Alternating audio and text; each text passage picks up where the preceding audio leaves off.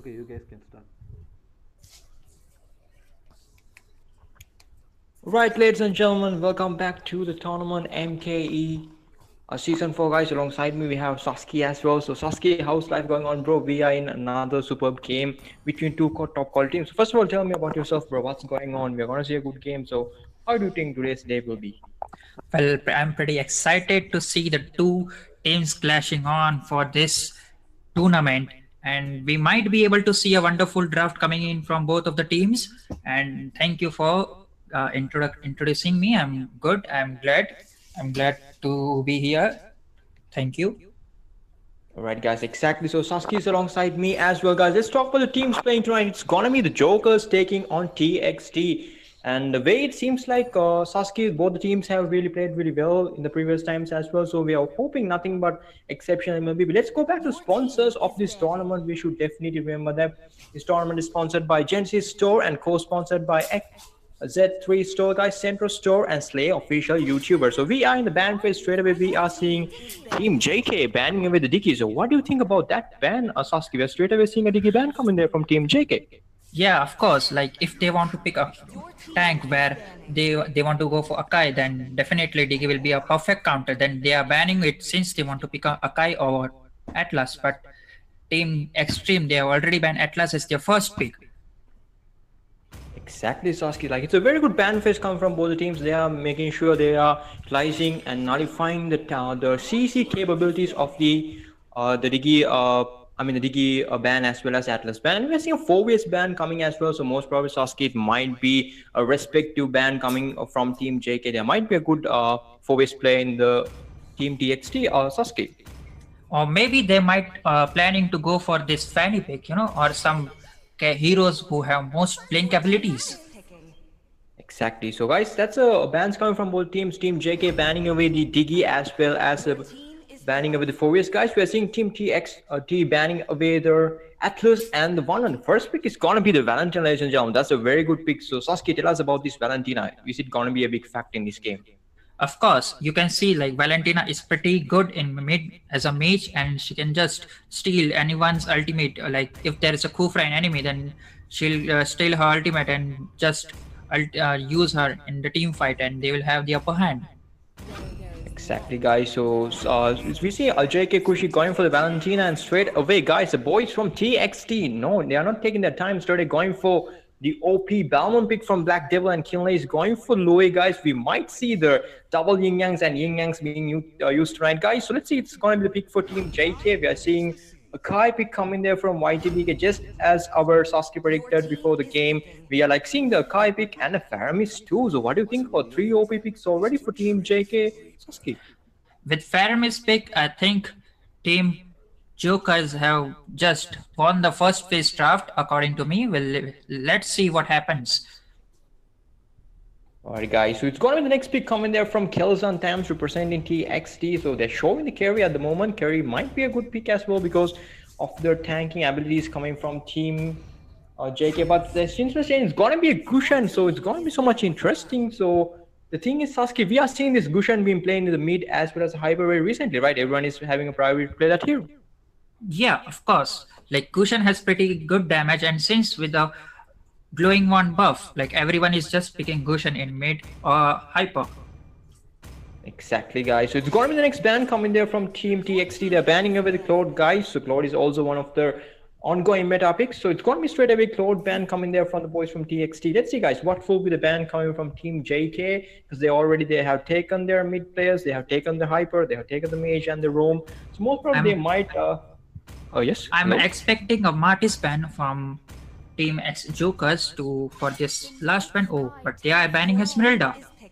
Right, they might go going for the Esmeralda because the EXP lane, the threat that Esmeralda possesses, going for the back line, and so much. It's going to be a big problem for Team JK. So most probably they just went for that ban. Let's see, it's going to be Shinobu, the next picker for Team TxT. It's going to be a Tigreal. So what do you think about this Tigreal, Sasuke? Is it a good pick, or what's going on with the Tigreal?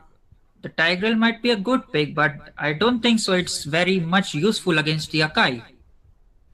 Exactly. It's gonna be a counter there, so maybe they are comfortable. They're going for their comfortable picks in this game because it's the first game. They don't want to lose this. So that might be the biggest reason. So we are seeing Dracula going for the Beatrix guys, and Rio is showing the Joid at the moment. So let's see. All right, it's gonna be a Joid, and he's having the retribution. So what do you think, Sasuke? I think it's gonna be a Kai Hyper and Joid on the X lane, right? Yeah, of course. Like Joe had in EXP lane, he can build attack damage, full damage item, or he can also build a full defense item, which will be a semi-tank, just throwing the backlines to the front. Exactly, guys. So the final pick here, most probably the marksman pick coming there from Team TxT, showing some good marksmen at the moment. Carries online. So let's see whether they'll go for this pick, guys. They're taking the time here. So yes, guys, gonna be a carry with the Inspire. So that's the lineup for you guys. Team JK they're going for the Valentina Kai, and they're going for Faramis, Beatrix, and Johit. That's the lineup from Team JK, and we are seeing TxT going for Loi, Balman, Gushan, Tigreal, and Carry. So according to lineup, so what do you think, Sasuke? Who has the upper hand? I personally think that Team Joker has the upper hand on base of the draft, but let's see who wins the game. Both teams have wonderful draft. Exactly, guys. As Sasuke just said, it's going to be a close game. So the picks wise, we are seeing Team Jokers having a slight advantage because they have 3 of the meta picks already in their bag. So let's see if Team TxT can counter and just nullify every possible way. It's going to be a game-changing moment. Let's go. The game will be starting here at any moment. So Sasuke, what do you think about the goal lane battle? Beatrix versus Carry. Just tell us your insights about that. Yeah, between that, I think Beatrix might have an upper hand in early game, but in late game, it depends on the player who are playing it. Alright, guys, so that's our Sasuke's index. So game will be resuming, guys. So it's going to be game number 1. So we are seeing the Hypers going for the blue buff. And so Sasuke, can you just talk about the sponsors in the meantime in the game starting? Sorry, what? Or can you just talk about the sponsors too while the game is just being started? Yeah. The MKE Championship Season 4 is sponsored by Genesis Store and co-sponsored by Zentro Store, Zentro Store, and Slay Official. Alright, guys, a big shout out goes to them as well for making this event happen, because if they are not committed, you guys won't be seeing an exciting tournament like this. Let's go back. We saw a 4-man straight away mid rotation coming there, but Sasuke, it wasn't successful. Joe had missing the toss. Yeah, I didn't see that. I was just engrossed in the team fight at the bottom lane. Alright, we're seeing another fight here. Krushi is gonna be low HP and Braxy trying to go for attack, but he's forced to retreat. There won't be any casualties. Let's go back to the goal lane. We are seeing Shinobu versus Daffodils. As our Sasuke just said, guys, in the early game, it's gonna be a good battle between both the marksmen. So, Sasuke, I want to just ask you again. We are seeing the Faramis also rotating. So, what do you think about rotation? 2-1 rotation going on from Team Jokers. Yeah, they might secure a kill if Carry overextend or did anything. Alright, guys, we're seeing it's going to be a 2 versus 1 situation going on, but they're forced to retreat, and we are seeing the counter coming from Team TxT. They are going for the attack, guys. Phoenix getting caught, but Phoenix will be forced to retreat. A nice kill being used there from Faramis, but there won't be any casualties. Both the teams playing aggressive. Like, I didn't expect Team TxT to play so much aggressive, but they're doing it very well once. And we are seeing Phoenix and the boys rotating back to the goal lane and trying for the attack. It's going to be ultimate will pop on there. Shinobi slow HP, guys. It's going to be so much close, and the first blood will be taken in style. So Sasuke, what do you rate? How do you rate that fight, Sasuke, from Team JK? It was a wonderful fight. I was not expecting that first blood to be so early. Exactly, guys. A beautiful rotation coming from the Kai, making sure went for the backline and nailed this ultimate perfectly. Let's go back, guys, to the turtle will be up here. So we are seeing the teams been rotating back to the turtle. So here we go once again. Gushan will be landing his kills, but nice shots coming. It's going to be so much close, but it's going to be Gushan taking down a close kill for Team TxT, and they'll be registering their first kill, and they are on board. And we are seeing good launch here on the turtle. It's going to be Black Devil, but he doesn't have his ultimate. He'll be taken down. So what do you think about that, Sasuke? Dalman didn't have his ultimate and he still went for the turtle. Do you think it's a wise call? It was not a wise call. Even his team was far behind than him. Exactly, guys. Here we go. It's going to be Braxy will be next target. A nice ultimate being fought on there, but there won't be any casualties. Here we go. Phoenix trying to go for the attack though. Low HP and will be taken down, ladies and gentlemen. It's going to be another beautiful kill. The Yin Yang's been connected there from Phoenix, but the counter attack is so much stronger. We are seeing a double kill, ladies and gentlemen. Are we going to see a triple here? It's going to be so much close, and a nice ultimate, but it won't be enough, guys. 3 kills already taken. Team Jokers are on fire tonight, ladies and gentlemen. So Sasuke, what just went wrong there for Team TxT? I think they overextend, and seeing the early game rotation, like Gushan did some damage, but it was not that much to get them a kill. And Louis was just caught off early. Exactly, guys. That was very costly mistake from TxT, but here we go once in the marksman lane. We're seeing Dracula dealing some good damage to Shinobu and forcing him to retreat. Ladies and gentlemen, he's trying to go for sniper here, but let's see, stay in time. No, he's already recalled, so there won't be any casualties. Let's go back to the blue buff, guys. So it's going to be Balmond taking the blue, and once again, we're seeing good fight in the EXP. It's going to be Gushan going a 1v1 situation. Again, the Jawhead, but he's forced to retreat. There won't be a kill secured. So what do you think about this gank, Sasuke? We're seeing a gank being held on the goal lane at the moment. Yeah, I think they might win a gang since the 4 players are in the bottom lane. Alright guys, a nice ultimate will be popped on there. Here comes the attack, a nice kill usage, a beautiful ultimate command, and Kai is countering. This is what our Sasuke was talking about, guys, in the before the start of the game. This Tiger will be completely countered. The lights and a beautiful ultimate being presented from the Beatrix, guys. Mind you, he's really playing really well, Sasuke, the Dracula on the Beatrix, doing wonders for Team Jokers in the first game tonight. It's already been 4 minutes and Beatrix has managed to get his first item as a Blade of Despair. Exactly. The game just seems like Team JK are running away at the moment, already having a healthy 4K gold lead in their bags. They're trying to go for a quick turtle. And let's go back to the point we were talking about Sasuke. I think having a Kai and going for a Tiger, I think that's one of the mistakes that happened from Team TxT, right? Yeah, I totally agree with you. But since they can go for a DK, but it was a ban, they might go for this spell rig. He might do something like his ultimate can even cancel help someone from being knocked off.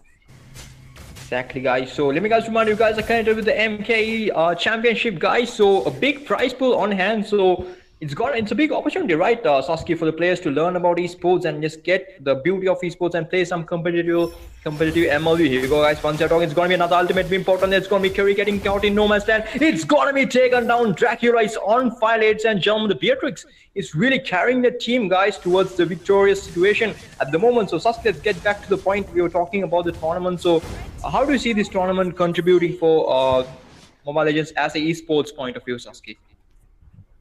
Well, as per the esports point of view, it's kind of, as a beginner level, it's kind of good. Like we are having a tournaments and everyone is joining and people are learning. Like even this game is quite interesting and every players are willing to get play. Exactly. So that's what Sasuke was telling, guys. This just opens up the opportunity to play competitive MLBB, as well as you guys get a prize pool and you guys can enjoy while playing competitive MLBB. Here you go once again. We're trying to go for a nice launch. It's going to be Braxy getting caught there, and Braxy will be next start, but he's forced to retreat, and it's going to be a nice ultimate being put on there, guys. It's going to be so much close, but the ultimate being popped on there from Faramis as well, guys. So seems like they'll be forced to retreat, but a nice counter coming from Team TxT from the Tigreal. Sasuke made sure there won't be any kills taken from Team JK. Yeah, sorry, I didn't watch the team fight going on. I was busy in the top lane where there was a Kushan versus Beatrix. Alright, guys. So yes, guys. So it's like we are seeing so many fights going on throughout the map because this game is so much exciting to watch. And if you guys haven't subscribed the page, make sure you guys subscribe the channel right now, guys. Make sure you guys smash that like button. And just tell your friends, share the stream around because it's just gonna get interesting. The first stage of the tournament, when it goes on, guys, you guys will be seeing more and more entertainment brought by MKE, guys. So let's go back. It's gonna be once again nice ultimate we put on there, but it's gonna be taken down. Suicide mission there for Jawhead. Another kill will be secured. So Sasuke, what do you think at the moment, Sasuke? Already it seems like Team Jokers have found their way in this game when it comes to 8 minutes inside the game, Sasuke. Yeah, like they are pretty forcing each and every lanes, pressuring them hard. It's like they want to end the game in 9 minutes or so. Exactly, guys. At the moment, it seems like Jokers are having upper hand. Once again, nice ultimate will pop down there from Black Devil and getting caught there right on the wall. Trying for the attack, guys. It's going to be Black Devil once again taken down. Beatrix is having a feast right, ladies and gentlemen. Playing his absolute best right. This is what Team JK really wants from their marksman because he can really control the game. And exactly, that's what the marksman has been doing. And Sasuke, there's one thing I just noticed. We are not seeing Shinobi, the marksman player for Team TxT are not rotating for the team fights, right? I haven't seen him rotate there. Yeah, since Carry is a pretty late or mid to late game hero, he died 4 times in the early game in his lane, so it's very hard for him to give any damage. So he's just busy farming and trying to get his items as soon as is possible. Exactly, guys. So that's the exact reason why Team Jokers are going for the launch, because they already have 1% advance. It's going to be nice ultimate bit, but this time it's going to be Shinobu taking the credits, guys, getting the kill off the tank there. So finally, we are seeing some momentum being taken there from Team TxT. Will this be time we are? So mind you, as you said, Sasuke, if Kerry just farms there, it's going to be a close call, because he can easily melt down and burst down their high HP like tank players instantly with his skill usage. Yeah, sure, but Beatrix having a 7k gold lead, it's a huge difference between the marksman. Exactly, guys. That's one of the things we should be focusing on as well, because at the moment, Beatrix is easily winning their fight. So it's like they should already, like, he's on 601 KDA. So most probably, if they can get a shutdown here, so that will be a really, really good opportunity for Team TxT to bounce back. Ladies and gentlemen, we are seeing the Lord approaching in 3 seconds. A nice rotation coming as well. Johan in the far lane, and we are seeing a Kai just going there and will be starting the Lord here. So do you think, Sasuke, it will be wise for Team TxT to go for this Lord? I mean, to contest for this? If they know, like, oh yeah, it can. Like, since they had a Louis. Alright, guys, once again, it's a nice launch being taken. Rio will next target, take it down. Braxy going for the backline and 2-man ultimate, but the counter from Krushi is also there, and here is so much low HP, but dealing some good damage and making sure there won't be another chance to go for a kill. Once again, it's going to be Joe going for the kill, and Rio with the trade stage, and gentlemen, a beautiful launch there on their marksman to get the kill. Beautiful play there. So how do you rate that fight coming from Team JK or Sasuke? Yeah, it was a pretty good team fight, and even Gushan like managed to get this Beatrix out of the team fight, but Beatrix just used his flicker, evading all of the Gushan skills, and she just secures the kill on Gushan.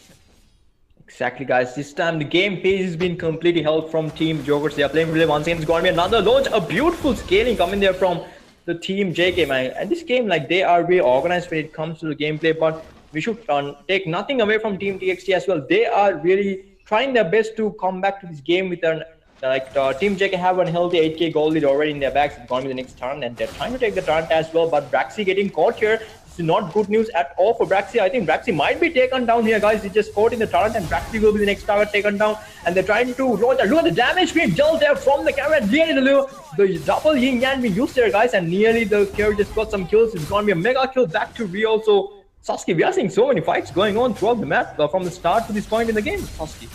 Of course, like Gushan was just targeting the marksman. He did manage to get the marksman to his 1 at 5% HP, but he didn't secure the kill. Exactly, guys. So at the moment, the goal is on 10k. We are seeing Team TxT trying to find for this game, trying to find some momentum to get back into this game. But at the moment, it seems like Team JK Jokers are really having the upper hand, guys. They are playing really well. Once again, Tiger trying to go for the second skill, but it won't be launched there perfectly. Forced to retreat, and Rio and Phoenix and the boys are really covering up the high ground at the moment. So what do you think? What should Team TxT do at the moment, Sasuke, to at least have a chance of coming for a potential comeback? They should mark or just bait out this Farah missile, then they might even have a chance. And of course, like, if Carrie gets farmed, then she can even melt the frontliners, the Valentina, the Akai, and also the Farabis. Exactly, Sasuke, and I think Glory will be also a great factor here. If she can connect her Yin Yangs, it's gonna be another big opportunity for them to scale, because they know there's not much damage available at the moment because of their the goal difference. But if they can just connect the Luoi's double Yin Yang, it's gonna be a good chance for them to connect their skills and at least find a small opening here, guys. So we are seeing the all chats being used. Both the teams are, like, enjoying the game at the moment. So Sasuke, let's talk about the proud sponsors of the tournament who make this tournament happen for us. The MKE Championship Season 4 is sponsored by Genesis Store and co-sponsored by Z3 Store, Zentro Store, and Slay Official. Exactly, guys. If you guys are just look at the way, guys, they are really making sure you guys are getting a good tournament in the esports side and giving their maximum contribution. Let's go back to the game. It's going to be once again a nice ultimate beat from them. Black Devil getting gold, but it's going to be 3 versus 2 situation. Not good at all for Team JK. It's going to hyper. They're trying to go for launch bars, but look at the nice ultimate from Team Brax this time, guys. But the counter coming from Family is too much deadly. It's going to be Phoenix the next target. Brax also going for the backline. Brax low HP, and Brax will be taken down, guys. It's going to be Dracula once again dealing some good damage. It's going to be a double kill, ladies and gentlemen. We are seeing a beautiful display coming from Team Jokers, and Sasuke, just what went wrong there for Team TxT? Team TxT, the Luoi used the ultimate, but since she was the alone and she was caught off guard against a 1v1 situation versus versus a mage.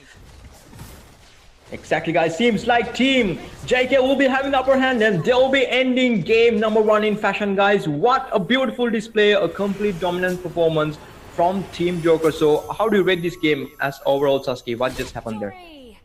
It was a really good game. The both of the teams were so good, but I still question the Tigreal pick over there for Team TxT. But overall, the both of the team compositions were pretty good. Some minor changes or some minor mistakes were made by Team TxT, which caused them this loss. Sorry. Alright, guys, exactly. So that's a wrap up, guys. So game number 1 was won by Team Jokers. They had a comprehensive victory over TxT. So let's once again let's remind the sponsors here for everyone who's watching tonight. Yeah, for the MKE Championship Season 4 is sponsored by Genesis Store and co-sponsored by Z3 Store, Zentro Store, and Slay Official.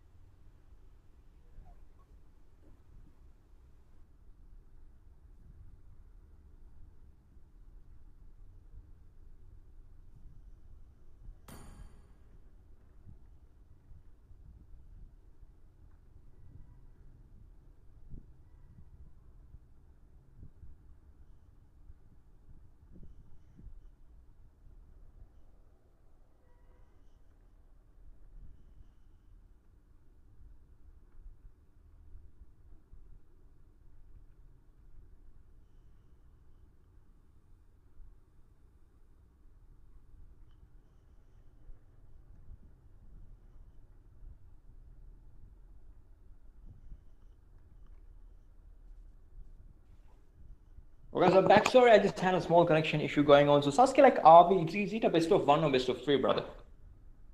No, it's a best of 1, but still, Team TxT will be going to the lower bracket, and Team Jokers, as for winning, they will be going for the upper bracket. Team TxT in the lower bracket still has a last chance, it seems, and if they lost it, then they'll be out of this tournament.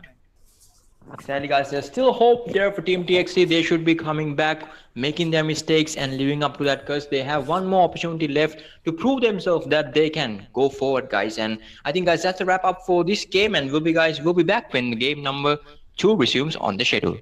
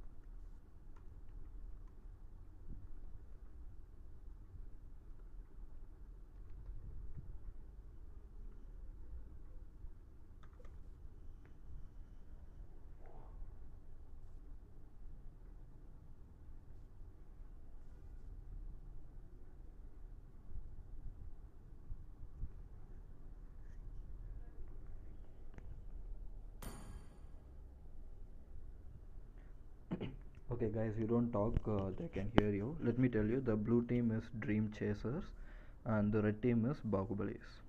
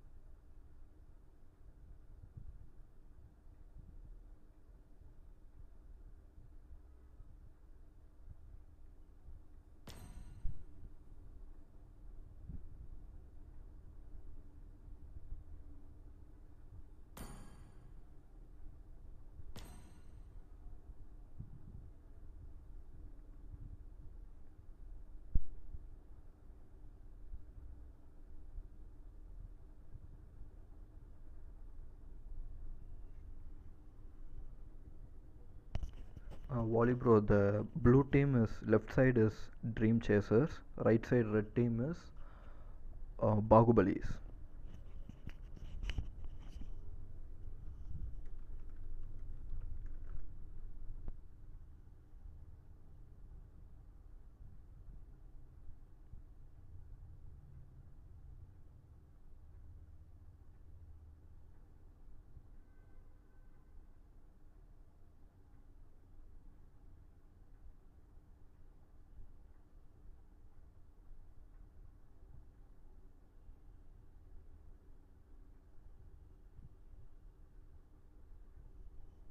Yeah bro.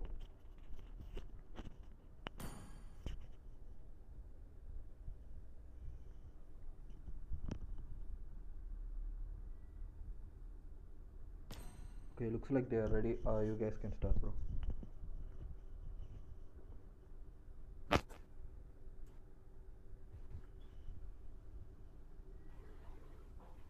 All right, gaming lovers, we are back here with the MKE tournament, guys. So alongside me, we have Sasuke boy once again with me. So Sasuke, two new teams, Dream Chasers, are taking on Bahubali. So, what do you think? Like, have you just seen them before? Like, any insights prior to this tournament about them, Sasuke?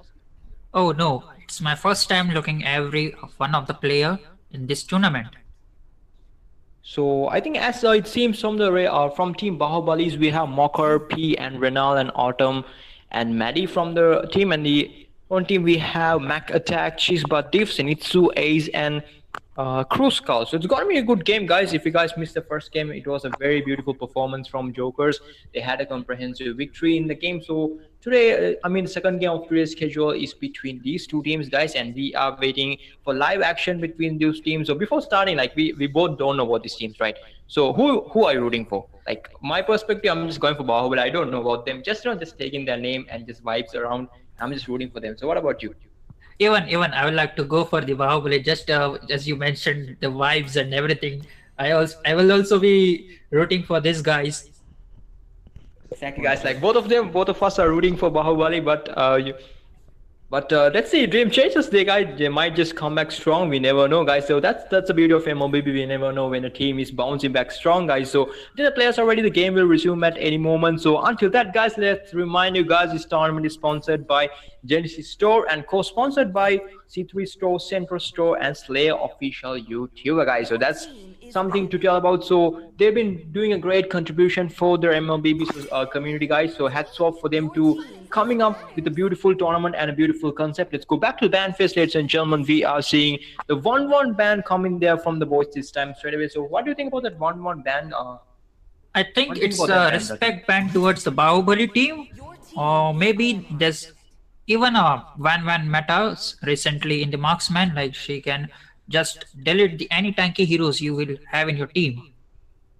Exactly, guys. So that's the threat that the 1-1 possesses. We are seeing a Fanny ban coming in. So very good. I think maybe there's a good Fanny player from Team Bahubalis that might be another respect ban, because they are not opting to go for the most used meta picks. Let's see, they are just banning away the Fanny and the 1-1, and we are seeing the Faramis and the Valentina being banned. So apart from the first game we saw between the Jokers match, we are just seeing the meta picks being banned here. We're seeing the Faramis as well as the Valentina being banned. Yeah, I think that's a very good move coming from Team Bahubalis.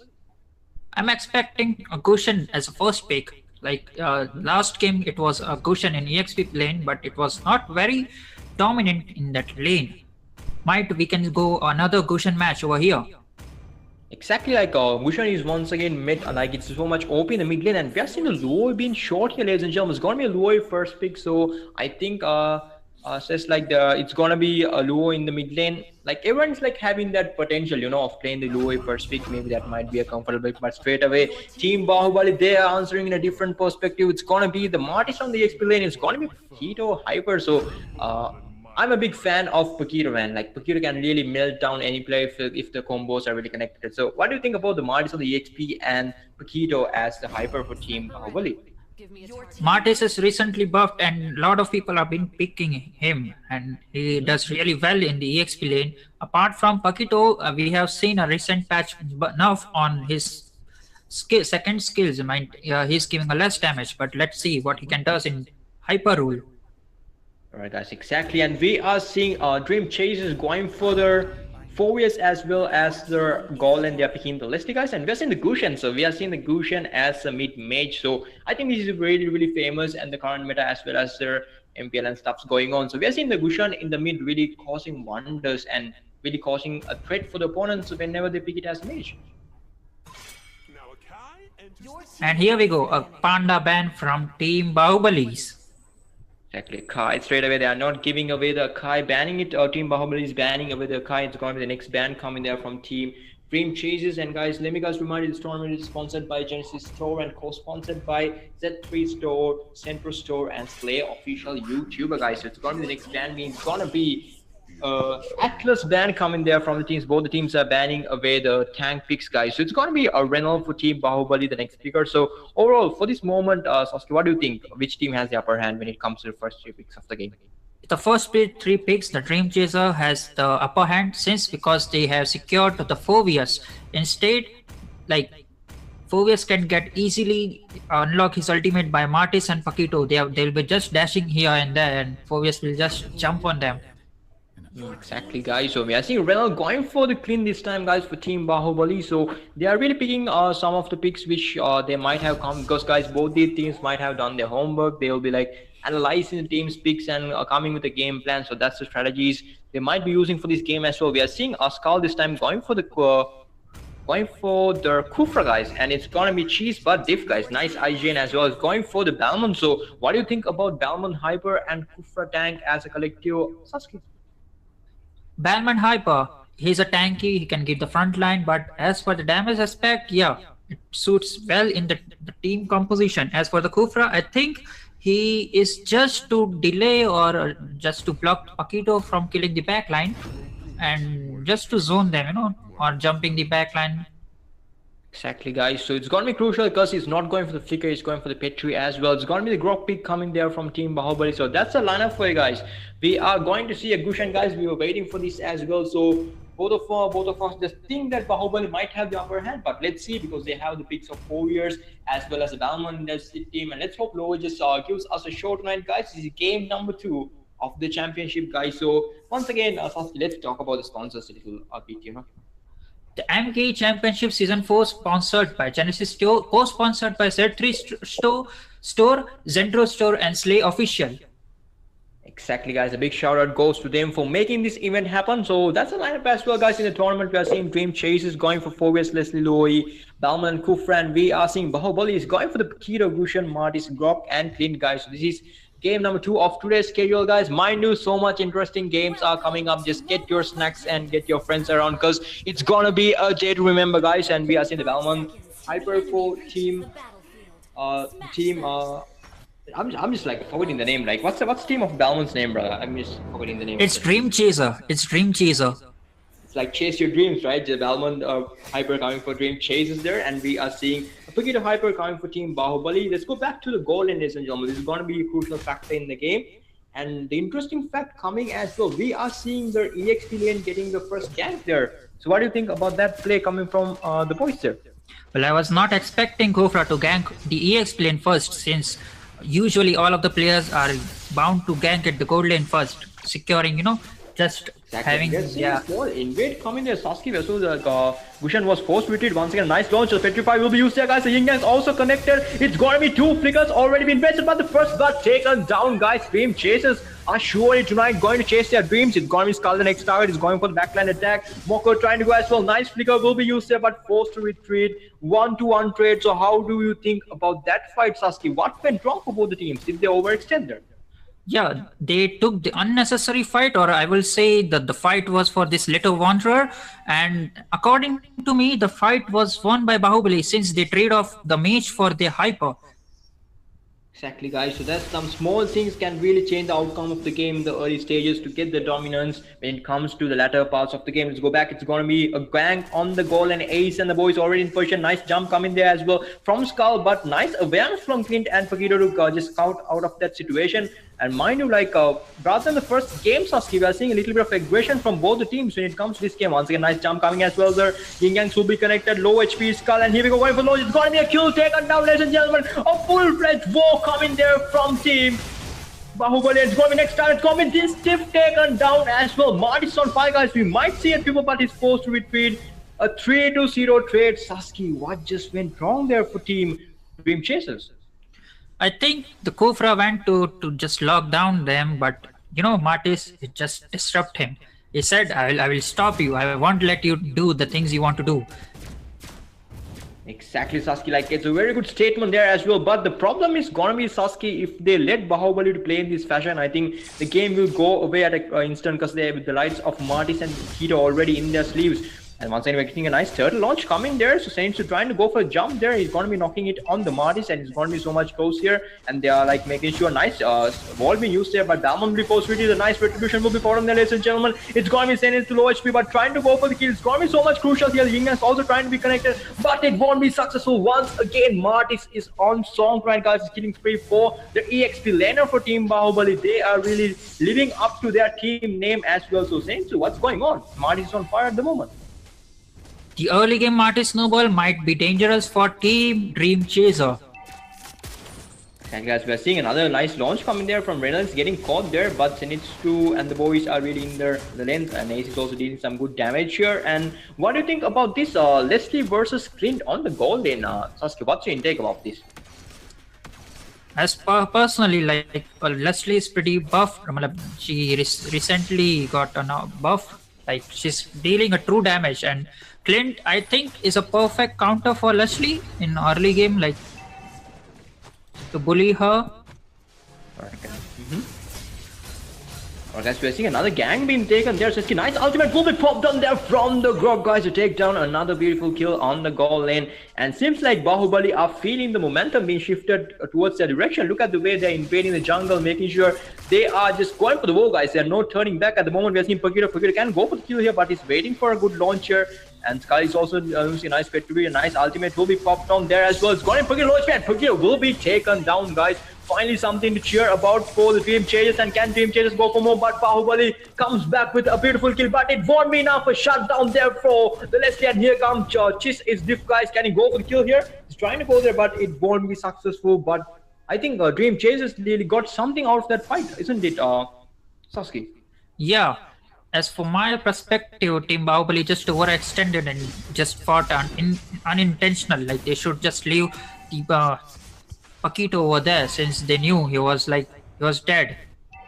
Exactly, and we saw another kill being secured in their EXP, and I think it's going to be another kill being taken. Finally, a shutdown there, guys. So that's the end of Mockers Marty's gameplay. Just got 4 kills in his bag, but we just saw Diff just going there and taking, just dropping an ultimate and taking the kill, guys. So at the moment, that's the situation. 2k goal lead for Team Bahubali, and we're seeing the ultimate from Low is also being used there, guys. Let's see, it's gonna be Skull getting caught as well. So very good ultimate being popped on there. Will the Yin Yangs be connected, guys? But the counter attack from the Grok is so much deadly. It's gonna be Skull taken down. The Gushen is really dealing some insane amount of damage. The flicker will be used there, but Gushen trying to go for the kill as well, but it won't be enough, guys, and they'll be trading down the turret in the goal lane. So seems like Team Bahubali are really having the control in the goal lane at the moment, Sasuke. Yeah, definitely. I would agree with you.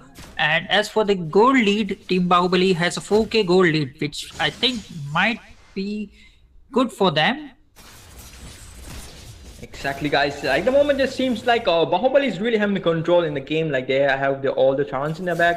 They took one of the turret in the goal lane, and we are seeing a gang potential. Nice ultimate from Skull as well, but it's just taking his time here, just waiting for nice Yin Yangs will be connected, and Paquito HP, and Paquito trying to go, and he'll be surviving. Nice kill usage, and off camera another kill will be secured there, guys, in the XP lane. It's gonna be Moko trying to go for the kill of the Diff, guys, but he has the ultimate though. Low HP, and it's gonna be Clean dealing some insane amount of damage. And if you guys are watching the stream, make sure, guys, to smash that subscribe button, guys. Share the stream around, and drop a like on the stream, and make sure, guys, support the streamer for giving us an entertaining match tonight, guys. And Sasuke will be talking about the sponsors pretty soon. Let's go. There won't be any fights going on, so Sasuke, let's talk about the sponsors a little while. The MKE Championship Season 4 is sponsored by Genesis Store and co-sponsored by Z3 Store, Zentro Store, and Slay Official. Exactly, guys. A big shout out goes to them as well, guys, for an amazing contribution for their MLBB community in India, guys. Once again, a nice ultimate, a two-man ultimate from the Kufra this time, guys. This is very serious here. It's gonna be the Lua this time coming to the game. A beautiful counter attack check above, guys. Grok is dealing some insane damage, and it's gonna be Paquito dealing some insane damage. It's gonna be the last man standing. Can they survive, guys? Can they survive? No, we just forgot, guys. There's a Leslie as well, but Leslie will be taken down as well. The last man standing is going to be Zenitsu. It's going to be so much close. Can Zenitsu survive? Zenitsu taken down as well, guys. A beautiful display of dominance from Team Bahubali. So what really went wrong there? Was it initiation or what just went wrong? Was the position wrong? Or is it was initiation? The initiation was pretty good by the both of the teams, but as we know, Leslie is pretty under farm. We can see the 6k gold lead. I mean the 6k gold on Clint, and meanwhile 4k gold on Leslie. Exactly. That's the biggest reason why they are forced to play in the back foot at the moment. That was a very good launch, as our Sasuke said, a very beautiful launch coming, but there. Look at that once again, guys. Brock is dealing insane damage. It's going to be another launch, and the flicker will be used there, but the counter attack being used there perfectly. It's going to be the hyper taken down. So this is not good news at all. So lately, Sasuke, we have seen the hyper being traded down instantly whenever he's going for the launch. Yeah, there goes the another one. Exactly, guys. Another kill will be secured. There's going to be Maddie, the next target. Chief's trying to go for the launch, but forced to retreat. Balmon is trying to go for chase, guys. Going for the chase. Here we go. Gushan coming there to go for the kill. Can he be successful, guys? It's going to be so much crucial. And Gushan will be the one who will be victorious in that fight, guys. A good situation there, but nearly, guys. For a split second, there was a possibility for Balmon to do the magical move, but wasn't successful. Gushan getting the last laugh out of that fight, guys. So that's the situation going on at the moment. A 12 kill difference as well as a 6k goal lead in the back. Team Bahubali are really and truly in the front foot when it comes to today's game number 2, guys. So what should our dream chasers do, like, in order to keep their dream alive, Sasuke? You know, they should play passive. Like they are taking too much unnecessary fights. The cushion is pretty much farmed as well, and they're hyper. The front line, the Balmond, he is not yet ready to fight. Like he has only one item, and the dominant size is yet to be made. Exactly, guys. So it's going to be so much crucial. Like you just mentioned, the fact that the underfarm of the marksman is going to be a big factor, because Leslie doesn't have enough damage at the moment. So here we go. Maddie is trying to go for launch this time, but it won't be successful. Kufra also launching. The retribution will be popped on there. It's going to be nice damage being dealt. But a beautiful ultimate. Once again, we are seeing the same. After 3-man ultimate being dropped from there from the Gok Jacob. Wow, ladies and gentlemen, this is what we're talking about. Maddie, you are a beautiful player, guys. A beautiful launch from Maddie this time as well. There comes the counter. It's going to be so much close. Zenitsu gets a kill, guys. He's still fighting on. The last man standing, and he'll be taken down as well. A wipeout, ladies and gentlemen. Team Bahubali just playing like Bahubalis, guys. Like giving everything they have in the bag, just giving the armory and taking everything into effect, guys. A beautiful launch. So what just happened there, Sasuke? Like there was a good possibility for team chasers to bounce, but it wasn't enough there. Yeah, they left the Clint alone. Like no one was marking the Clint. They were busy focused on their frontliner, and that paid them well. Exactly, guys. So that's a very good point that Sasuke said. Like we should be like targeting and taking the damage dealer and the backline, guys. So that's one thing that they failed to do, and straight away Bahubali capitalized on that and did some insane damage with the likes of Clint as well as Martis is really playing an absolute blind of a role tonight, guys, with 8 kills on board, and we are seeing the marksman. It's a Renal for Team Bahubali sitting on 5 kills 0 and 5 kills 0 deaths and 8 assists, guys. So overall performance, they are playing like a team, guys. That is the difference between the two teams. But we shouldn't take anything less from Dream Chasers, because they are launching pretty well. But the problem is the counter attack from Team Bahubali is also right on the money, guys. Let's go. It's going to be another turn will be taken. They are Lord approaching in their far end corner, guys. Let's see. So what's going to happen here, Sasuke? Like who has the upper hand at the moment? As we talk about the gold lead, Team Bahubali has 11k gold lead, as we can see over here. Exactly, guys. So Lord is also approaching. We are seeing a full-fledged 4 coming here. It's going to be the turn taken in the mid lane as well. A nice scaling coming as well. Yeah, Maddie is trying to go for the backline. So this is the difference we were talking about. Bahubali trying to go for it. And Gushan. And it's going to be another one. It's going to be a monster kill, ladies and gentlemen. Or they are going for the glory attack, guys. It's going to be Chief as well, low HP, and another flicker will be used there, but it's going to be the hyper once again traded down. They are trying to end this game on fashion, guys. Can they do it? Zenitsu is also coming, guys. It's going to be so much crucial. Can the Ingas be a double kill? Finally, Dream Chasers are making their statement, but The counter attack once again coming there. It's going to be who low HP as well. Zenitsu trying to do a 2 versus 1 situation, but a wise call to retreat from that moment. But a little bit of breather coming there for team Dream Chasers. That was a really, it was nearly a game gone situation. But what did team Dream Chasers do correct there, Sasuke? The Dream Chaser just went and killed the marksman, like they were just overcommitting, and they were trying to end, like meanwhile Lua just securing the kills on the Paquito, and also I didn't see the other one who she killed. So yes, Sasuke, so what do you think about this 4-way Sasuke? Like, he's really launching well, but unfortunately he will be the last man standing when it comes to a 5v5 situation. So do you think they should change the approach, or what should be done here for Dream Chasers for them to bounce back to this game, Sasuke? Even if 4vs is trying to just start the team fight, like they are not marking the Clint, they should start marking the Clint if they want to win the team fight. Even if 4vs managed to secure a 4 kill, he will be last man standing, and there's no way he will be melting the Clint down.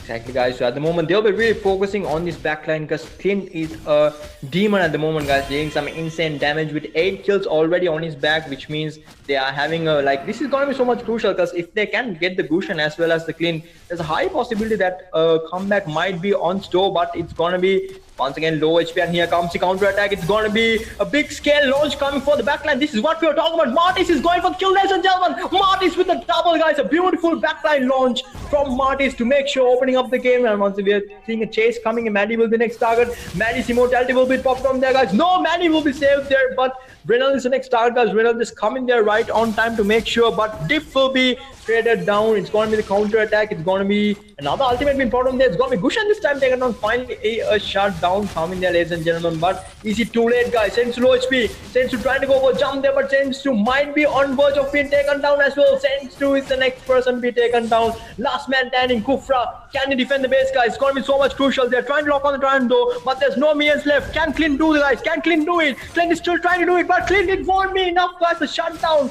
A 3-0 trade coming there. Is this the moment for Dream Chasers to bounce back to this game? So, Sasuke, what's going on? Is there a possibility of a comeback in this game? There might be a possibility, but Lords is already down. All lanes have been forced, and there's not much HP of the base. There might be a end to this game, since we can see the Martis is already over here, but no, Lords going down, and they managed to live another day.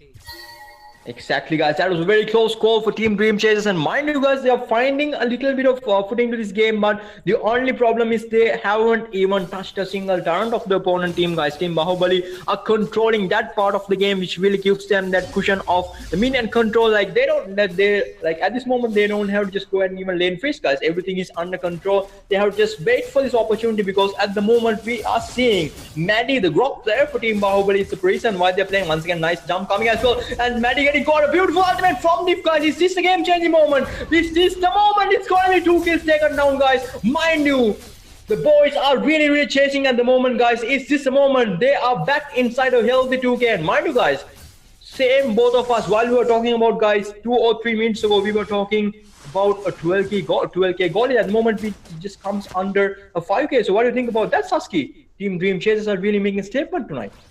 Yeah, they just won the team fight. They are just grasping the moment. Like, the moment Team Bahubali is doing a mistake, they are taking the advantage of it and making the comeback. They are trying for the comeback. Let's see what happens. Exactly, guys. They are really taking every possible opportunity, and so the problem is going to be, guys, Maddie. Whenever Maddie is missing his kills, it's going to be a very bad situation, because we've been seeing this rotation from Mocha and Maddie. Both of them are just using the concealed play, just going there, dropping the ultimates, and Marty's doing the finishing touch on the backline. But whenever they miss this combo, guys, it's a very different situation, and we are seeing Team Dream Chasers capitalizing whenever that situation is also. We are seeing Maddie once again trying to open up the map there for the teammates. So this is what, guys, Tank should be really doing, opening up the map to make sure their teammates can push in earlier than the opponent team can. So we are seeing Skull also loading his jump there. Nice jump will be lost there, but going to be Skull getting caught there. Will it be a launch? But they're forcing retreat. Lord also approaching. No team will be going for the approach. So what do you think, Sasuke? Is it better to go for a Lord contest or wait and defend this? Like, they can go for a Lord contest. Like, even if they are going, like, they can just wait it out. And since all of the lanes are not Right, been pressing cleared up Gushan coming in the successfully. back lane. Exactly, beautiful launch from Gushan there in the back lane, and the priest will be used there, but he'll be instantly taken down, guys. Is it going to be costly? It's going to be a 3 versus 1 situation, and Marty's coming in the far end corner. Lord also approaching in the mid lane, ladies and gentlemen. It's going to be a big fight here. Petrify will be used there. Team Bahubali are coming back strong, guys. Firing all guns, placing 10 slow HP, and it's going to be Moko taking down the kill as well, guys. It's going to be a 2 versus 2 situation. A big launch, guys. It's going to be taken down as well, guys. A beautiful launch. Ace with the double, ladies and gentlemen. Can Ace do it, guys? Can Ace do it? Last man standing. Ace with the triple, guys. We are in the edge of the seats. Team, they are locking the turn. Is it the end of the game? No, guys. It's a very, very sad situation for the boys. Bahubali being wiped out, but the Lord doing the crates, ending the game in fashion. Team Bahubali will be the victorious team. So what happened, Sasuke? There was some momentum, some chance for Team Dream Chasers to bounce back to the game, but unfortunately, Lord doing the credits there with the final blow. So how do you rate overall performance of that game, Sasuke? The last team fight was fabulous by Dream Chaser, but they were so engrossed that they missed out. The Lord was trying to coming for the base, and the Lord just ended. Else it would be have a fabulous comeback from the Dream Chaser. Yes, guys, their dream just went scattered away, but it's not the end, guys. They have a loser bracket still available. They can bounce back to the game and prove themselves what they can do. They have another chance to live another day, guys. Before winding up, let's have a look at the sponsors. So our Sasuke boy will be guiding guys with the sponsors. The MKE Championship Season 4 was sponsored by Genesis Store and co-sponsored by Z3 Store, Zentro Store, and Slay Official. Exactly, guys. So when the next game will be resumed, guys, we'll be back there with 2 new casters. And just stay safe and get your friends around, and make sure guys subscribe the pages, share the stream, and tell your friends to join the stream, because it's going to be a beautiful night of your MLBB.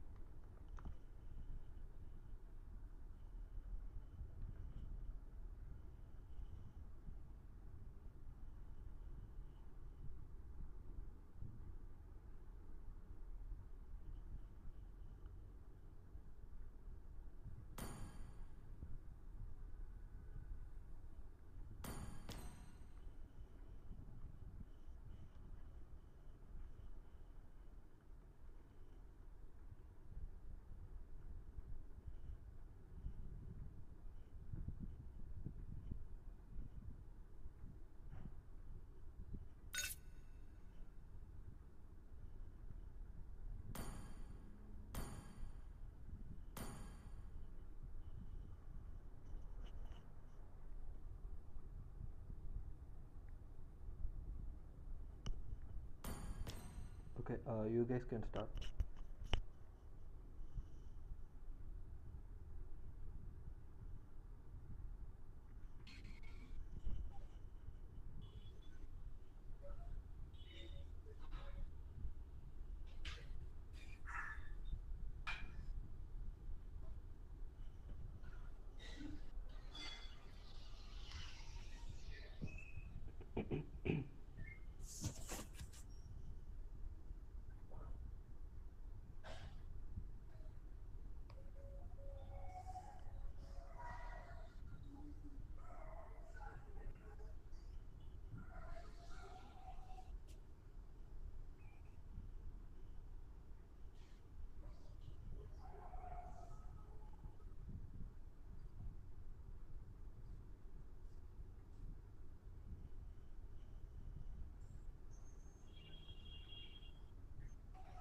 Razul, you can start, bro.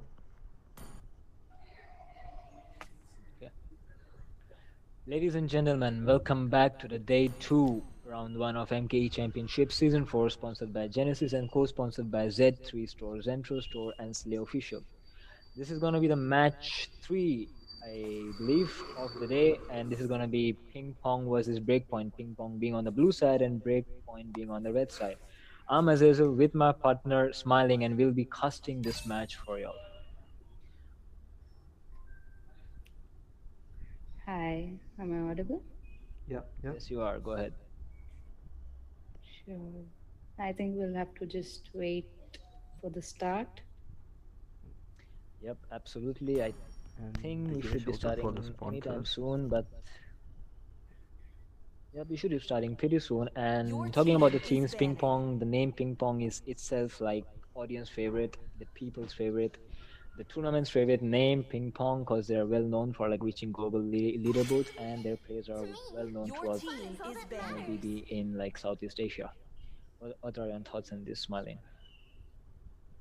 I'm not sure about that, but I'll jump into the bans, I guess. You can see 1-1 being banned and Faramis being banned from Team Red, which are pretty strong heroes right now. No one won that 1-1 late game as well. So I guess the bans are pretty normal right now. We know mostly what heroes are gonna be banned, including Valentina as well. What do you think? Yep, the bans coming in are pretty nice as for as like Team Blue Ping Pong as a first pick, but still they plan to ban Valentina. And all of the bans are like quite in the meta, seeing from 1-1 Valentina, Fanny, and Faramis. The bans are pretty good, and as we can see, the first pick coming in from Ping Pong is Martis. Right now in this meta, Martis is very crucial hero. We can see it being picked back to back in this tournament, right from day 1 on to the day 2, and Martis is always wreaking havoc on the land of Dawn. Definitely, Mortis right now is in the meta, so who wouldn't want to pick that first? We see that their team breakpoint is gonna pick their mage and marksman. That is gonna be Carrie and Lilia. Carrie, I'm not sure if Carrie is in meta. Is she in meta? No, she is not. And I'm not sure about those picks either. Maybe they are just going for the comfort picks, not disregarding of the meta. They could have gone for the Gushen, they could have gone for the Clint, as all of those are in meta. But they disregarding that just went for Carrie and Lilia. Maybe that's just their comfort zone regarding of what they wanted to play. And we can see here Leo mode coming here on the side of ping pong. Leo mode is also in meta. What do you think?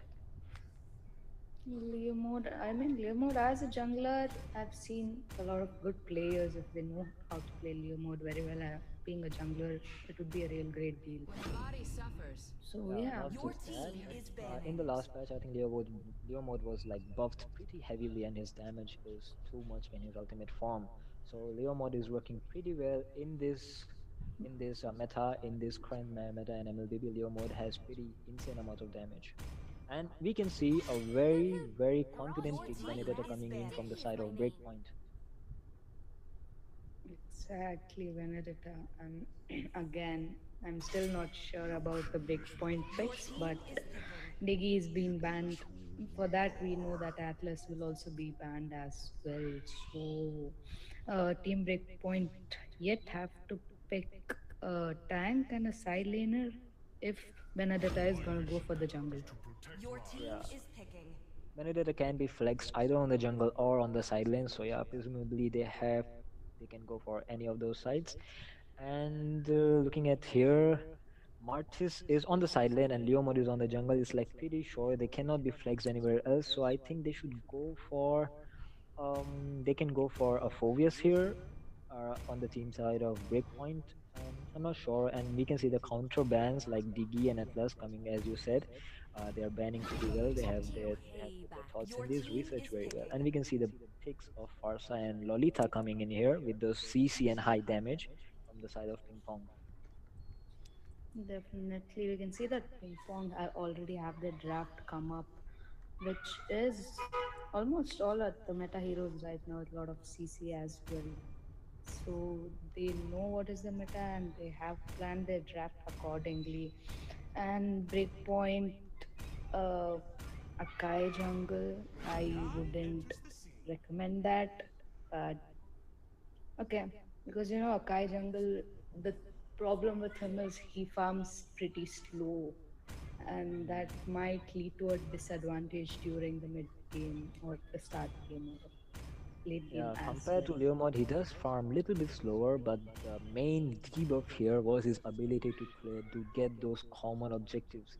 Like he can just use his ultimate to zone out the enemy hyper and get the Lord or the Turtle as the common objective. But with the last nerf on him, his ultimate going up to the CD of like minimum 1 minute, it's like way too much of a loss to pick him as our jungler right now in this meta.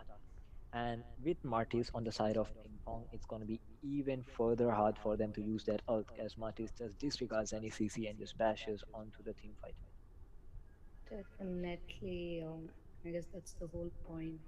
But I think we'll just have to wait and watch. It might just be their comfort zone, and they might be real good at it and change the game as well, given point of time.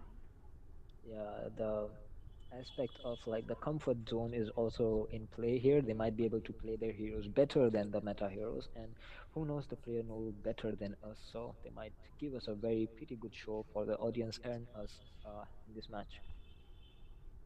Definitely, it might be a pretty good show.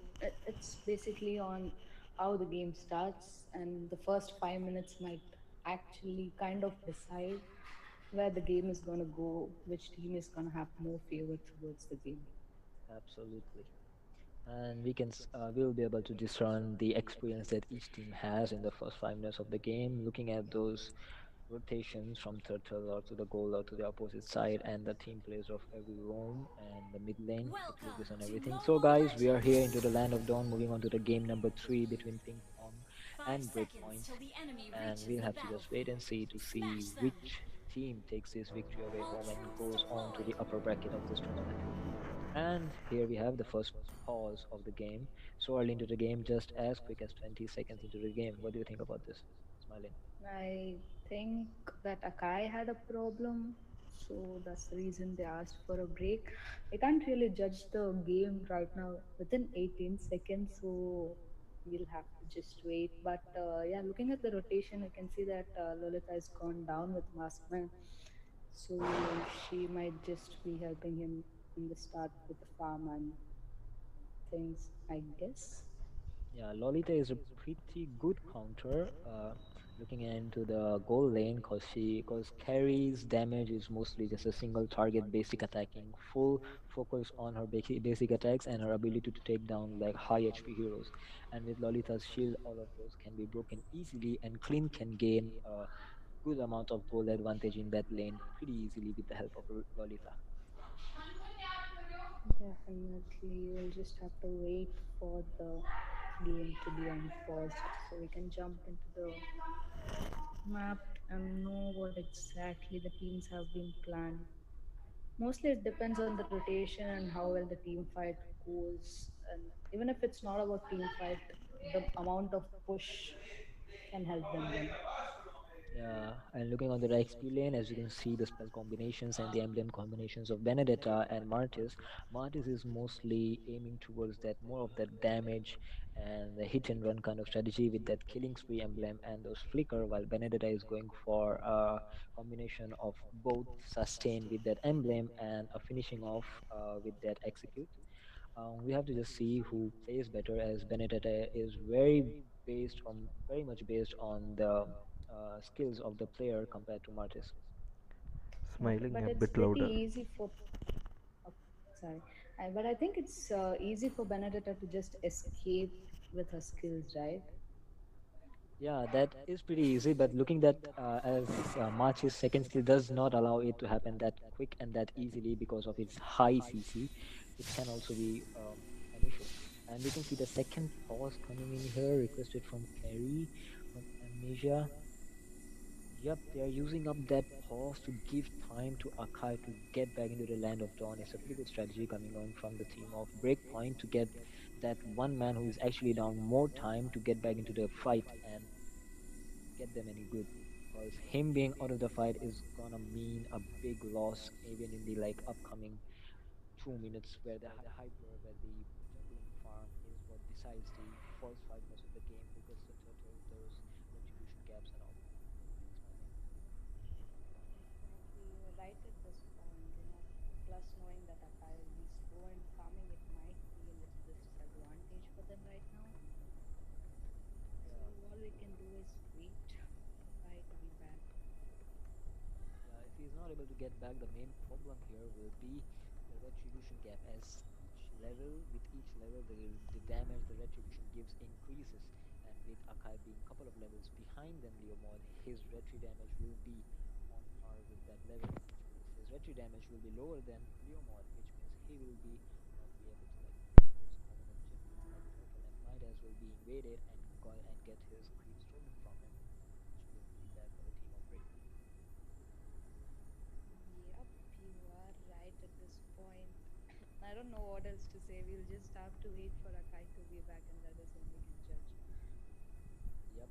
All we have to do, maybe to get at least a good game out of this match, we have to wait. We have to hope that Akai is back. Not do anything else much, just as you said. And as I was talking about earlier about Pong, they are known for their gameplay. They have like for globals, they have a push. They are like they do go in like tournaments here and there, and their gameplay is pretty neat. They have been like polished over last couple of seasons because of their gameplay. And we are here. We are going back into the land of Dawn and hope that Akai is back. I don't think he's back yet, but I think that's all the pauses they get for now. Yep, the tournament only allows you a pause of 2 times, maybe of 2 minutes each, I believe. Correct me if I'm wrong, but yep, he's not back. And they have decided a pretty good strategy, as you can see on the Lilia. Lilia is being given the blue buff with the help of Hylos, so that the buff is not going to be wasted. And as you can see, the Akai is back. No, he's not back. He's calling again. I don't know what's the problem, but we hope he's back into the fight ASAP. Definitely, and you can see in the bot lane the carry is having a little tough time with that Lolita and Clint together. I lost might have Leomon is just already level barely 4 and he's gonna go for that carry, and he'll get that carry, as I can see like Leomon getting that all the creeps of both the sides, and him reaching level 4 at just 1 minute 25 seconds is already a feat. And of course with Akai not there, there are always gonna be one man short on that rotation, and they cannot protect turrets or their side lanes. definitely. You can see that Akai is back Yeah. right now, and he is trying to farm pretty quick. There might be a gank If unfortunately. their Benedetta goes down with the help of their strikes from Farsa, and like Farsa is also level 4, and Akai is having a pretty good strategy. He's trying to like get the blue buff first and go into the towards the red buff, as he's doing the mirror rotation, completely not mirror, but like completely opposite rotation compared to Leo mod, so that he can get that space to farm while he's not contesting. He will not contest any creeps or common objectives with Leo mod. He knows he's going to lose anyway, so all he can do is just build up that farm and gold for now. Definitely, we can see that Martis is keeping the net for now. Akai trying to rotate. He might Yeah, just Akai. escape using his ulti. Yep, I think that was ulti wasted there. I think he intended to use it to like dive into the uh, turtle area and try to get that turtle, but it was a fail, and Leomod got that turtle without any contest. And they're back to farming with Leomod being at level 5, almost level 6, and Akai being at level 4. We can Both teams are already just see the goal farming. difference as well. Yep, There is goal like difference. 2k goal difference, and the bottom lane share is already gone. Yep, now they are just gonna call for a lane swap here because Clint is pretty much farmed, getting the whole gold tower, gold shield of the bottom tower, which means he's gonna just snowball and deal more damage to Benedetta, and they can even use that to push the top lane. Definitely, we can see Lolita jumping, and will Lilia be Lilia okay? was forced I to don't use her think she black will shield, escape. and she will escape at the price of Benedetta being taken down. And they are going for another engage with Akai still having her ult. He's not going to use that ult to engage, but yep, as two-man ulti was caught by Lolita. Very good use of flicker from Lolita, and they're even going to go for Hylos, and that is a 4-for-0 trade for in the favor of Pong. Yep, and they are gonna get the gold as well. Yep, they're going to push tower, but Benedetta will um, save their tower and take a kill down on Lolita with that help of ultimate and all of her skills. But still, she will be taken down, and even the tower will be taken down, I believe. And there is no one to defend it. Hylos and Akai are rotating top, but it's too late. And the tower is gonna fall. No, tower is Not saved, and sure. Hylos I is right think at he the. demoted in that case. And I think that might fall here. No, he does not fall here as Hylos' ulti was popped a little bit slower than what could have been a better choice. Lilia, Black Shoes popped, and Clint might be able to take down Lilia, but he does not. He still has flicker. He just got flicker. He might not be able to go for it. And Benedetta using her ult, going for that Farsa. He might be able to get Farsa. Yes, he gets Farsa. Pretty good plays coming in from Benedetta at this point after like getting a score of 0-2. Yep, Benedetta is playing pretty good. I mean, there might be a possibility for game to turn over. We can see that team Ping Pong is already gone for the second turtle, and they do have the goal difference as well. So they just play a little defensive right now and wait for Team Ping Pong to do the slightest mistake which they just did. We might Yep, at see a this game point. changer. Yeah, at this point, all that the team Breakpoint can do is just defend and hope that Ping Pong makes some mistakes and gives them some free towers or free common objectives. But if you think about the late game, the only thing really matters for late game is moving on. You can see a gank happening here in the mid lane, and three ultimates being popped of Leomord, Farsa, and Lolita to get the Lilia, but she survives, and Benedetta dives in to get the kill, but there won't be any trade. Benedetta might be falling down, but no. And Leomord is gonna fall down, and Lolita is also being chased. She might die, and Benedetta was taken down by Martis. Martis getting a double kill here on Hylos, and that was a two for one trade with Lolita surviving with a very bare little HP. Definitely, and we did see Carrie also run away. But yeah, I mean, Team Ping Pong has the upper hand in the game. They have that goal difference as well. Akai is trying to bait, I guess. I'm not Yeah, sure. we He can might see just Akai is wait for his trying his teammate. best, and that was a pretty good shutdown for the Leomord as he already had 4 kills. That shutdown goal was much needed for the side of Breakpoint, and we can see another gank here coming, and Leomord will be taking that Akai down with his snowball damage of already having 4 kills. And he will go for that Hylos also. He might be able to take him down, but Hylos still has ult. He might be able to escape. I don't think he's gonna escape. He just made a wrong turn here, and Lilia coming here to back him up, but she might not be able to do anything. And Hylos does escape. Oh no, the counters coming in back to back from the team of Ping Pong is just insane. What do you think, Swan? Definitely. I think Akai made a mistake right there. They should be playing defensive, not offensive right now. Another gun coming here, and Benedetta does play it well and takes down that Leo mode with her skills, her dashes, with her ultimate, and her skill still being intact. playing pretty well. Like out of the 4 kills that Team Breakpoint has, 3 of them belong to Benedetta. Definitely, Benedetta is playing pretty good. Given a point of time, she might actually turn the game over. But we can see third turtle is up and Akai is looking forward for it. There is his team who I is think he right can take there. it. Lolita is going in for the threat. Yeah, she's using her ultimate, but the ultimate is cancelled by the Akai head. And Hylos got a kill on. Hylos did not got a kill. Nope. Lilia falls the falls down even though her black shoes was used. And Aka might be also falling down by the hands of Margis as Margis still has out. Yep. And it will be a 2-for-0 trade into the favor of Pong yet again. And we can see Kai will be able to successfully take down the bot lane tower. It's a good trade, good defensive trade in the favor of Breakpoint at this point. Definitely. But I think Ping Pong is still having the upper hand right now. Yeah, that first tower was very essential for the for the goal lane, as they need a little bit of space on that map with all their first tier 1 towers like down on lanes. They need a little bit of more map coverage for their team to say something else. And we can see a rotation here coming in on the top lane from the side of Breakpoint. Well, for now, what do you think, Smiling? Who's gonna have the victory at the end of the game today? I mean, I can't judge, there might be any time or turnover or not, but seeing the condition right now, Ping Pong does have definitely the upper hand. Yeah, Marcus might be might caught be in here. bad position. No, he just survives with his second skill, which is bashes through any CC he encounters on the way. I mean, we are just waiting for another gank to happen, but they are playing defensive from both sides.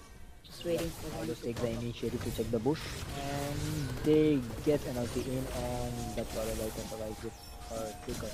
And Bundy does not have his second skill, and Benedetta will go in for that ultimate, and she might survive, she might also die. She is in a bad position as one gets by, and yeah, Benedetta will fall, and the ultimate of Lolita falls onto the 2-2, and Leomod will do the job of screaming. And with a triple kill going onto the hands of Leomod, and even the top lane tower falling from the hands of Ping, this yet again is going to the favor of Ping Pong. Yep, it is. I mean, look at the goal difference. They have like what? I'm very bad with numbers, so you'll have to help me out with that as well. Yeah, sure. I'm also But pretty bad for with numbers, but now, I can help. I think it's near 5k for now. Yep, it's near 5k, and the Lord will fall into the hands of Leomod with 0 contest, as all the members of Team Breakpoint were down at this point. And the thing is, the game is looking pretty grim for that side of Breakpoint. Right now, all they can do is just defend, and the defending might be pretty easy. Looking that they have carry, they have Akai, they have Hylos for the front line, Akai and Hylos for the front line, that carry for the backline damage, and Benedetta and Lilia for the cleanup things of the Lord Waves. Might be able to defend, but it still all depends on the engages of Team Ping Pong, as their Lolita is so good at using her ults and flicker. definitely, I don't think Breakpoint should be going any further to clear those front minions. They should be bothered about the Lord. Just defend right now. That would be much safe. Yeah, that's the point. But we can see that at the late game, I think both of the teams are pretty much evenly matched, and the Lord is let to go alone in the top lane. Lilia will say it will like literally the team of them is there to support the Lord and the gang, but like ultimate has been popped by Karsa, ultimate has been popped by Again, also Lolita goes in for the ult and does and here Leomod getting a trade on him and getting a trade on and Marty's again just wreaked havoc, and but no surprise, no inhibitors were actually taken down in this team fight. It was pretty good defense at this point for Breakpoint, and But they did lose 3 of the members, right? Yeah. I mean, there are minions. They might take away the mid lane here. It won't be too hard for them. Now all they have to do is defend the base. Yeah, they are gonna take down the bottom lane inhibitor turret as well, and this is now looking bad for Team Break. They could have defended this if they did not lost that 2 adverse in that team fight, and Pong knows how to use their gameplay pretty well. Another gang coming here back to back, and chase at this point. They knowing that Lolita might have her ult and just can engage at any time. Definitely, and we see that Lord is gonna be respawned again within 30 seconds now. So Ping Pong will be going for the second Lord as well. And they're gonna just force the top lane to out. A very good top lane. One ult on the top lane, and Clean Gate goes down. Akai did shoot a lot of damage, but they survive, and the tower falls from the hand of damage. Actually, it was Passer's damage as well, but and here Cleans fall down. This is a pretty huge take for the team of Breakpoint, as Clint is the main source of damage for right now. I was referring towards the damage of Clint on that turret, and yeah, Farsa's damage was pretty good, but comparing the late games of the two teams, I think Team Breakpoint has better late game than Team Ping Pong, as they have pretty well balanced front line and back lines, and deal damage also. But it all depends on the plays also, as the Lolita's plays are so well. definitely. But I think right now they'll just have to wait for that Lord to come, and they will have to defend the Lord in case they want to turn over the game. But they still have that goal difference, and it keeps on increasing. Right now it's 9k, if I'm not wrong. Yep. And pretty brave plays coming in from Benedetta at the bot lane. She's trying to cut that minion lane down, minion wave down, so that their bot lane might get a breather. Definitely. Let's see how this gang goes. I think this gang and this Lord might actually decide who is going to be the winner of this game. Yep, I think so too. With the gap being as close as to 10k, I think this might even go to the favor of Ping Pong. I'm not making any speculations right now, but this might. So let's watch And Lilia is the just last spreading team her fight. bombs. Yep. Lilia is spreading her bombs to like just get cheap away at the HP of the Lord Leader, and ultimate has been popped up. And we are more Lolita level looking to engage, and Lolita pops her out. And the flicker fails. This might be a good defense for the team of Breakpoint. Yep, they'll defend very nicely with Lolita being too low, but I think she can get her HP. Maybe let the counter. Yes, that was a pretty good defense coming in by Breakpoint. The Akai reflexes of Akai was very on point. He saw that ultimate coming in from Lolita, and he just went in her direction and predicted where she might just flicker. And yep, it was on point, and the ultimate was cancelled. It might have been the deciding factor of the game. Definitely. Now I'm not sure if Team Ping Pong is planning to end it or They wait for cannot the go. third Lord to come. So I As the think they'll game just have to wait. progresses, we are reaching to the point where the goal difference does not matter anymore. And when that happens, when both teams are a stalemate while a goal difference, it just becomes absolute for them to have any kind of goal difference at all. Because they already have all their items. All they need to do is make plays. And looking at those compositions, Team Breakpoint has a pretty well balanced draft. Another gang coming here, and at the blue dot, and the Benedetta might survive. Yes, she will survive. That's what I was talking about. Benedetta has a very easy escape abilities, and she's the one who is playing real well in the break point right now. Yep, she's playing pretty well in the break point. Lilia being at 0-4-5, I think she needs to at least do something here, but she can't cause the damage and the CC. The damage of Flint and Farsa, the poke damage of them is enough to take Lilia down before she even has the opportunity to use Black Shoes. Definitely, I mean, it's pretty easy for Clint to take down Lilia within 2 shots. You can see in the bottom lane that Marcus is trying to chase another And the Lord is going to spawn on the top lane, and the Marcus is going to be a distraction for the team of Breakpoint, while the rest of the members of Team Pong the Lord. This guy there in the point, he might be fighting everything, but damage is too much. We will just have to retreat at this point.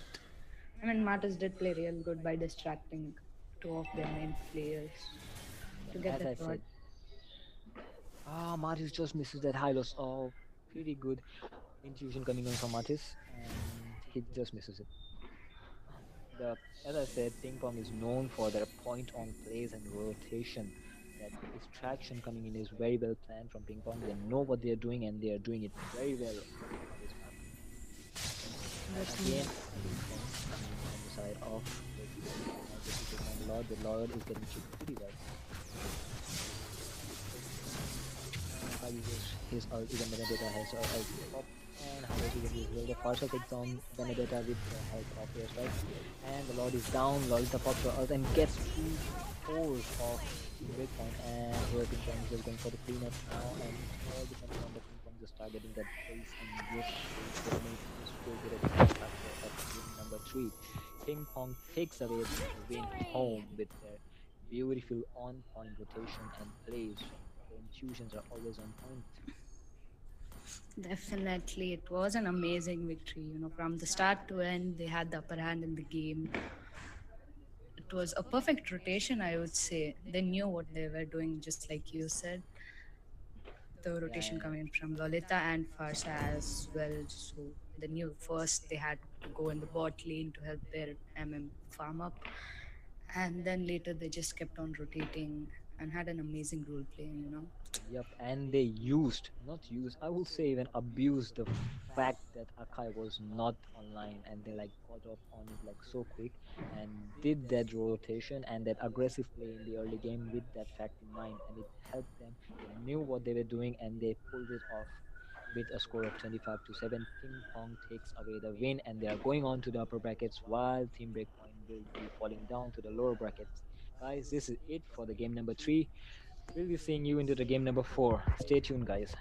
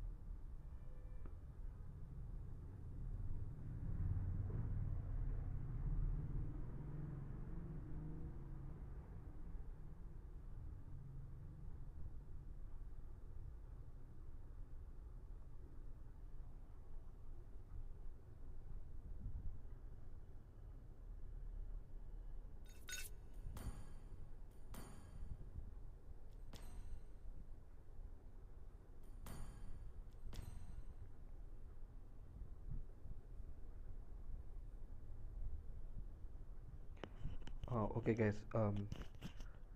Don't repeat. Don't reply. Just hear. Be louder and energetic, and don't forget to tell the sponsors. Okay.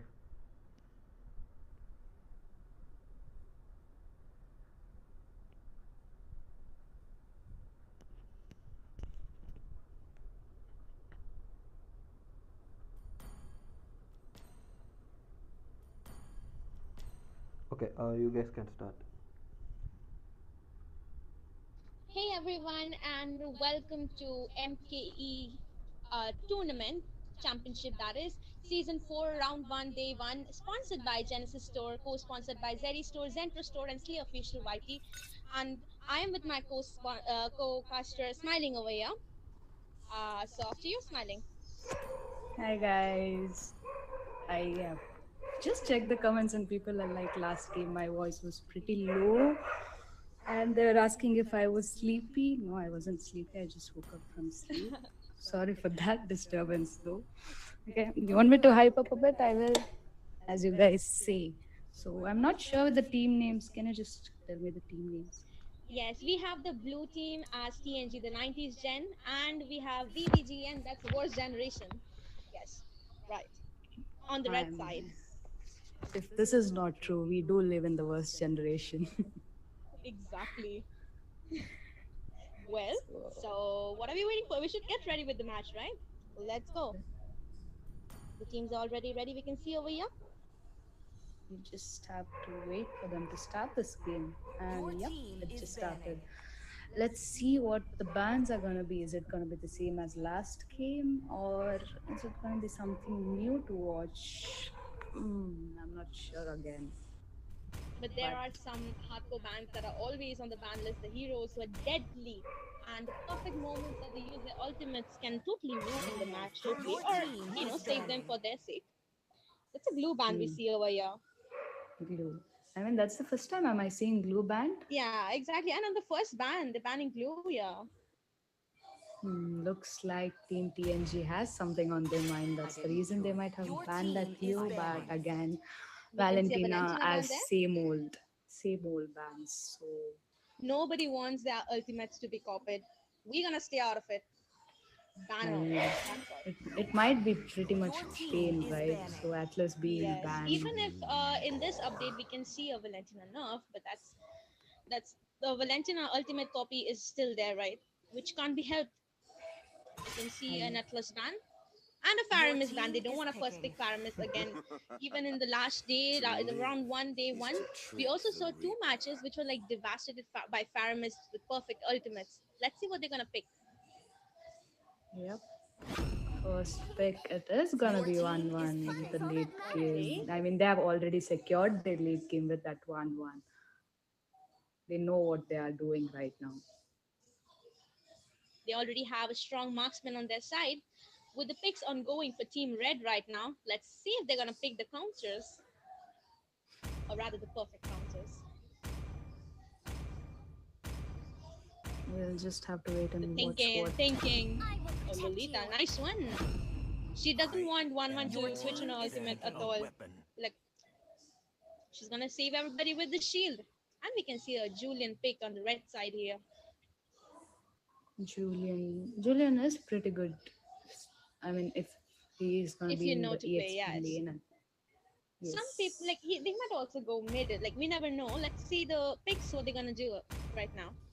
I mean Julian Let's mid see. also isn't that bad actually. Yeah, So exactly. we can go in the jungle side or mid. We can see Lolita, Lunix Mage coming in from the team blue.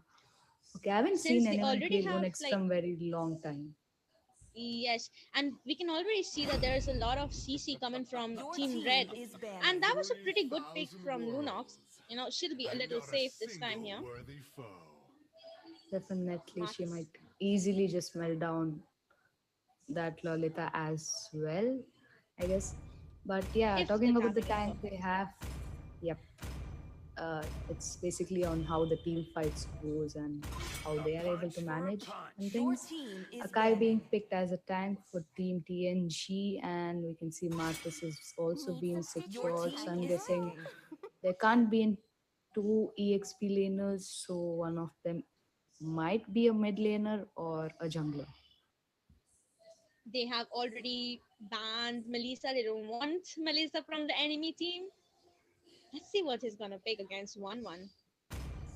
Is there gonna be a Clint pick or something else?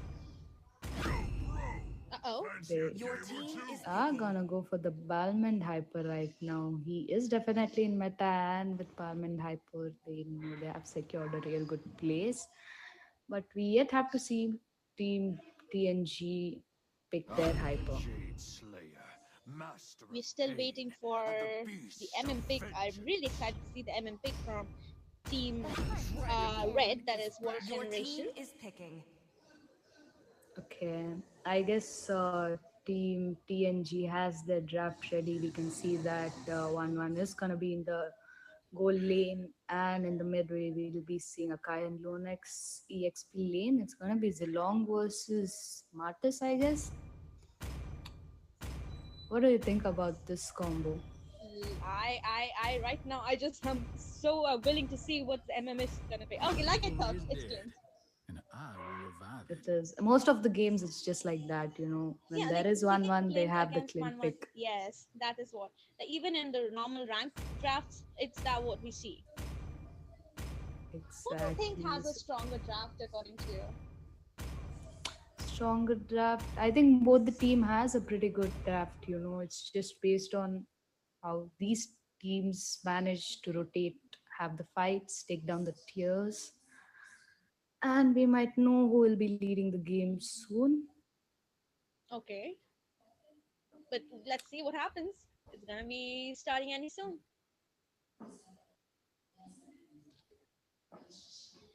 There is a lot of silence. Everyone's waiting to see what's gonna happen. What's gonna happen? Okay, match is over here, and we can see both the teams 5 seconds ready to till the fight their enemy way to the reaches the victory. battlefield. Smash them. According to you, Julian versus Lonex, who do you think would play better? I think like Lunox can save herself if she just doesn't come within the Julian's ultimate. I mean, she has a lot of chances to be safe. But then again, I think the red team's draft is a bit better. It has more CC and damage. Like I don't know. I just feel that personally. Both the teams have good draft. I just think that Team Red has an upper hand. But if Team Blue plays really well, they might just win. So let's in the audience. What do you think, guys? Who's gonna win? Let's see. Just comment down there. Lonex trying to play defensive right now. Okay, there is a Okay. kite for that help. That was nice. In the golden, we can see both the marksmen facing off each other in a very safe way. Like they don't want to rush things. We can see Lolita incoming, trying to help. And Definitely. yeah, I think Martis might be the first blood right there. He is really bad okay. position right now. Okay, He he escaped. used his flicker to Yeah. escape. Something that red team did good was they're already ganking the goal laner of Team Blue. And we can see the blue team, they're ganking the XP laner who also escaped and wasn't of much good at this time right now. Balmond almost getting a Kai as the first blood, but he barely managed to escape right there. And both teams are playing defensive right now, so I don't see much coming in from both teams. But yeah, the first turtle is up, and we might possibly see a team gank near the turtle. Balmond already going into the turtle. There is his team for the backup. I think until Blue team, I don't think they're going for the turtle this time. They're skipping, are they? Are they They planning on a are gank on the skipping. marksman? Red team has slain the turtle. Definitely looks like they are gonna gank in the bot And part. they're We gonna can see plan the a red gank team. on the top lane as well. Oh my god. This seems a little weird. Okay. Got the CC, there's long dead. Definitely the long did use that, but that was like tower dive and gank, so Marcus did take a lot Yes, of he couldn't have damage. helped. He could have also left the turret actually. Like it already had the goal. I mean, he couldn't have died. And look at the way they're just melting that first tier down. So Team Red did manage to take the first tier down. And we see a backup coming in from Team Blue. Balman might be in bad position. Okay, he did take his revenge. He did. We can see a low HP recalling there. Oh, I thought he wouldn't go and get him. See? Okay. We can see a bot lane gank there. Or is it not? She's dead. Oh, got the ultimate. Yep, I am here. Sorry for the disturbance. Lunax might be in bad position. She'll just have to run. Okay, Julian trying too much, but That was something we saw there. 1-1 did get her ultimate on, but she died in late eventually. it was a little bit late, I guess, for her ultimate to just spawn. But yeah, we can see Team Red having the upper hand in gold right now. They're just waiting to gank. Akai might be in a bad position, but he uses his ultimate to just escape. Give vision to his teammate. Not much of a backup right there, so they might just retreat for now. We can see Thamus not getting into team fights right away in the gold lane here. He's just waiting for his buff. And we can see another team fight planned by Team Red down there. Oh, who's gonna die? Oh, thanks, dead there. Luna's coming in with her ultimate. Gonna melt the marksman, will she? She probably Escaped. might not. She'll just They- retreat. And we can see the second turtle is also up, and Martis already going in for the turtle, starting it for his teammates. They are ahead in gold as well right now. 3K, they are ahead in turret, they are ahead in kills as well. So I'm guessing they do have the upper hand right now. Martis trying to jump in. Akai might be in bad position. Will he be able to escape from there? Akash Yep. shouldn't have used the ult there, I think, because even his team wasn't there, and there wasn't any point taking the turtle, even though in this update we can see that the damage in Balmon's ultimate have been reduced, but that's an ultimate after all. So he is gonna take the turtle anyway, with the retribution that he has, obviously. He should have just retreated and saved the ult for later use, because right now we can see the enemy marksman is kind of farmed. A lot farmed. Definitely. It is 2 He for a 2 definitely needs a trade. shutdown. Lunet's being melted down by Martis within the turret. I mean, look at his damage right now. He did manage to get the top tier and he Devastating. managed to get the mid as well. So, yep, they do have the upper hand right now. Zilong is trying to push on top, but Martis will be there within no time. That's not gonna help. 1-1 I guess. might be again in a real bad position. She should leave that tower and just go back. The rotation from Team Red is really good, and something that I really like about it is that they have priced the goal lane a lot. Like, look at the marksman. He's already at 403 KDA. Like, you just need a definite shutdown of Martis as well as marksman if you want to turn the game. From Team Blue, that is Definitely. Team 90s generation. I Well, mean, both are generations, team. I mean. I think Team Red knows. I think Team Red knows that 1-1 is going to be a lot of problems, so they're just going on marking her. Lunix might be in that position. She might just escape with her light form, and that will be a retreat from Team Blue. Now we can see that Team Red is already going in for their jungle as well. The goal difference just keep on increasing. Do you think Marcus will escape or Zilong will have the upper hand? I'm not sure. Zilong could have Zilong? got that kill. No, he actually shouldn't go for kills right now. All he should do is just aim for the push. Just aim for the push, because once Martis gets his decimate on, like, he will be like whoosh whoosh whoosh all that down there, and we don't want that, definitely. If you're on the blue team side, Yep, let's see. 1-1 again. I think 1-1 should Another be gank. pretty safe right now. If I would have been 1-1, She I might would be have been just start crying crying. right now. Exactly. Exactly. Right. She might just be crying for the help, but Team Blue is little bit slow on the rotation, I guess. Oh my god, Again. another gank on the Hyper this time. They're just getting all the jungles out. Will there be one shutdown? I just am willing to see one shutdown from Team Blue, because that's all needs to do. My, look at that damage coming. They're just diving into turrets and killing now. It might be a real hard defense for Team Blue right now, I guess. Oh, that was a nice. Will he be ulting? No, he's not. Clint barely managed to use flicker We and can escape see Zilong got the top Long turret push. already. He's running. He's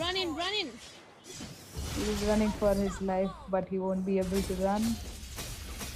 His That limbs are flicker broken is right very now. useful for Martis right now. Yes, that is. And Martis got the buff, so yes, plus point there.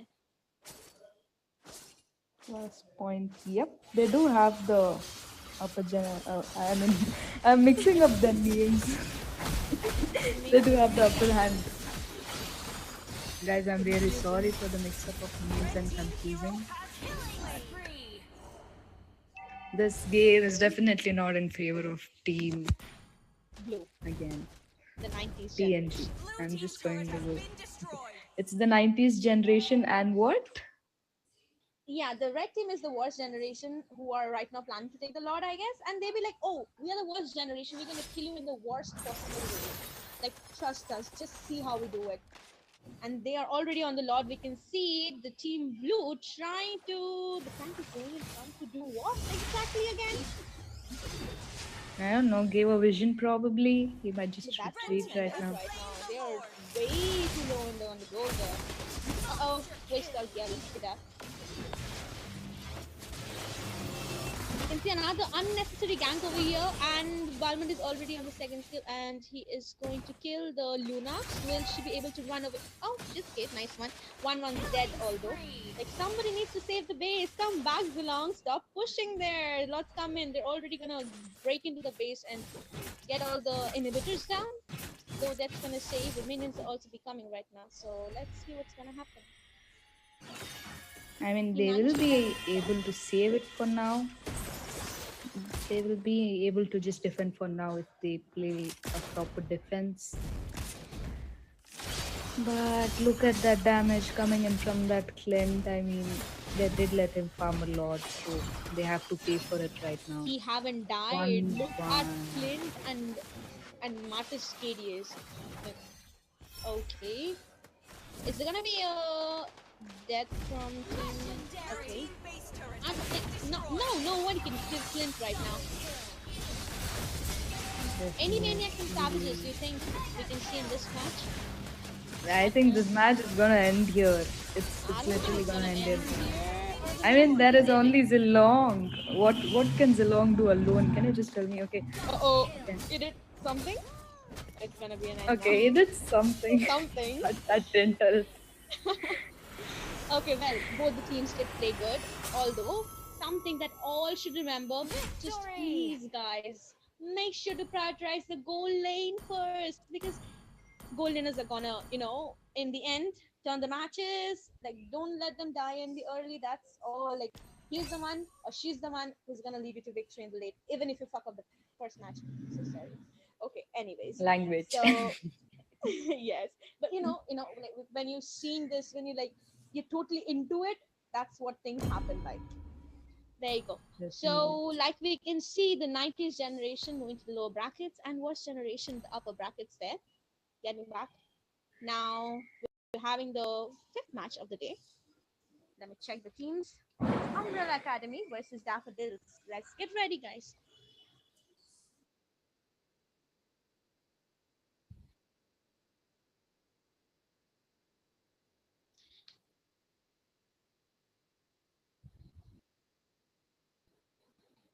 Thank you everybody for watching. Just hold on, guys, everybody. We'll be back with the next match. And thank you for joining us here on YT and watching with us MKE Championship Season 4, sponsored by Genesis Store, co-sponsored by Zeddy Store, Zentro Store, and Slay Official YT. Stay tuned, everyone.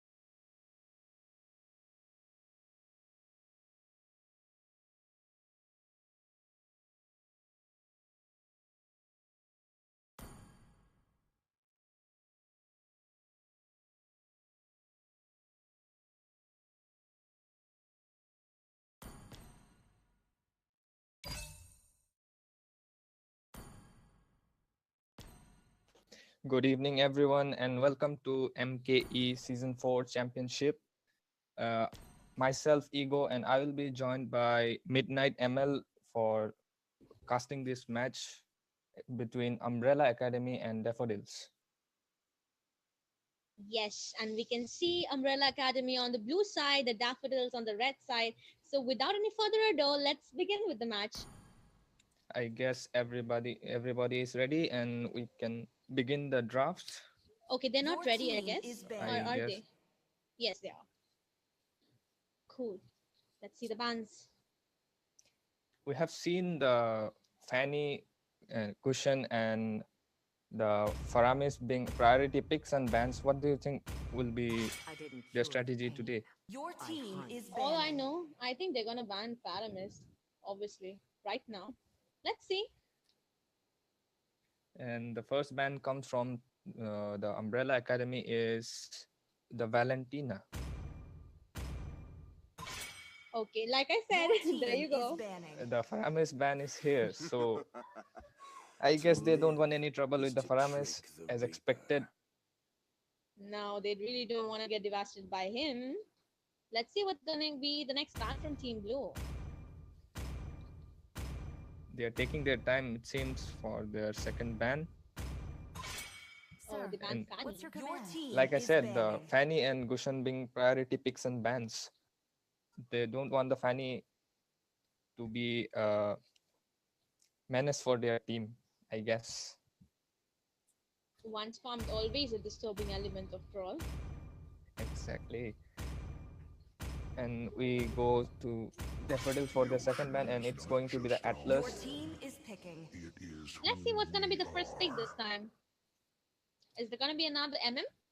Melissa's open, by the way. So is one. Melissa, 1-1 are open, and the Akai is also open. Your team And Oh, they there you go. prioritized. Gushan. Nice. They're like, Yesterday let me we've use my passives. Yesterday we've seen the Gushan snowballing after some early kills. That gives the team a huge advantage in the early game. So we can be expecting to see that if he plays well enough. We can see a Melissa incoming from the red team, the Daffodils. It's a really good pick, and also a Kufra. I guess the Kufra, if the Kufra can set up Your team with is his picking. first kill and ult, then this can be very dangerous for the blue side. Kufra has to use his second skill as well at the perfect time to counter Gushan in a very nice way. And we see the Diggy coming in, so they don't want the Kufra to be a headache for their team. And Esmeralda for the XP lane. Is there gonna be a Dyrod pick, do you think? Like, he's good Yes, to counter Esme. Yeah, Your team they is go for banning. the Balmond instead. Yesterday we have seen the Dyrod being picked against the Esmeralda, but unfortunately, I guess their team lost. That, like, obviously it's a good pick, but then, like, players matter. Your team is banning. They don't. They have banned the 1-1. They don't want trouble. No trouble. They don't want trouble in the gold lane against the Melissa. The blue team can still go for the Clint, which is a good counter pick against the Melissa. What do you think? I think he might also, like, I don't know. Let's see. Ban Julian. They don't want Julian. Is picking. Let's see. I don't have anything in mind right now. But I really want the red team to pick Dyrod. Like, why leave such a pick when it's open and you can counter Esme in a good way? Exactly. They're going for Badang side. Okay, let's see how it's gonna play. And she's gonna be a little bit of trouble for him. But Your team is Badang, picking. if used properly, can be very annoying with those stuns from his passive and the first skill. yes, we can see a Clint pick here. Oh, just a little moment to lock it. Kadita. They're taking their time. This can be a Farsha or I guess they're going for the Farsha. They're going for Probably. faster. She doesn't want the mage player doesn't want to, like, be go in, and because she can be trapped by Balmond or Melissa or Badang. Gonna take a wrong range mage. That's a good pick, I would say, from blue Yes, team. the Farsha can be used to zone out the Melissa before even the team fight starts. the zoning potential of the Farsa can be handy in this match against this Melissa. Excuse me, I'm really sorry for the background Want noise. to make friends with Nana? We can also see a Nana pick over here and trouble from red side. But We let's can see how see, the blue team counters. so Umbrella Academy's draft has been the Gushin Jungle with the Diggy, Esmeralda, Farsa, and Clint. And from Daffodils, we have Kufra, Melissa, Balman, Badang, and the Nana. Who do you think has a stronger draft? In my opinion, the blue side has a good draft for countering the Kufra and Badang from the red side. But let's see, both the drafts are on equal terms. Also, after the Gushin passive has been increased, he is good to kill tanks as well. Like all he needs to do is, get some early kills and get farm. That's all. But The let's see what happens. snowballing capacity of the Gushin has been greatly increased in his recent revamp. Yes. 5 seconds till the enemy reaches the So battlefield. here we go Smash them. in the fifth match of round 1, day 2 in MKE Season 4 Championship. We can already see both the roamers and the gold laners forming up in the top lane there. That's something good that both the teams have decided to prioritize their gold lane. Both the mages we can see in the mid lane trying to get the minions and leveling up. The junglers are already on their buffs. Let's see which team's gonna get the first blood here. I guess in the gold lane, due to the ranged attacks of the Diggy, they have a bit of early advantage, it seems. Maybe. Then The again, we can see the Esmeralda is already cutting the lanes. oh my god. Badang is doing good there. Also, like the red team is already here to disturb Esmeralda, but that's not worth it, I would say. She's always gonna run away. Also, that she has sprint with her. Yeah, exactly. And there We is can a see a gank gank. on Melissa. We can see this, and the first blood goes to Clint from Umbrella Academy. Nice. The tank wasn't there. I mean, she should have been back. Anyway, the enemy was missing for her. And Do you think, like, in the XP lane, who's gonna, have an upper hand here? in the XP lane, for the most part, I guess in the early games, Esmeralda is going to have an upper hand. But as time goes, we know that the Badang damage can be devastating. Yes. Also, And the it matters turtle- how much the team helps. Excuse me, can you repeat it? I said that also it matters how much the team helps. Like, he can Yeah, trap exactly. SMEs, but he needs to come. I guess we are going to have a fight in the turtle. Both the teams have assembled beautifully, zoning them out by Farsa and Diggy. And Like I Team said, Blue the has got zoning potential from Farsa can be very handy in this match. the tank is low. And Badang with the ult, but I guess Oh. there is no backup for him. That's what Badang needs. Like, he can trap them all, but he actually needs backup. That's what's gonna, help the red team to kill them. But I guess Umbrella Academy are right now in a comfortable spot with the almost 1.5k gold lead right now. Yes. We can see that Clint is already, easily getting his lane, all his minions. He also has the first kill. The only And- kill that we can see. Yeah. And Diggy is constantly supporting him, like, in his lane. And I don't see the red team trying to gank Clint at all. I have no idea why they're trying to gank Esmeralda. There's no point. But we can see another gank, and Bush is gonna melt them. Oh, there. Is he gonna Gushan die? might be- Zoning out. Nice one. Esmeralda's down. Mate should run. No one's chasing. Okay, she's good. She's good. Nana escapes with her passive.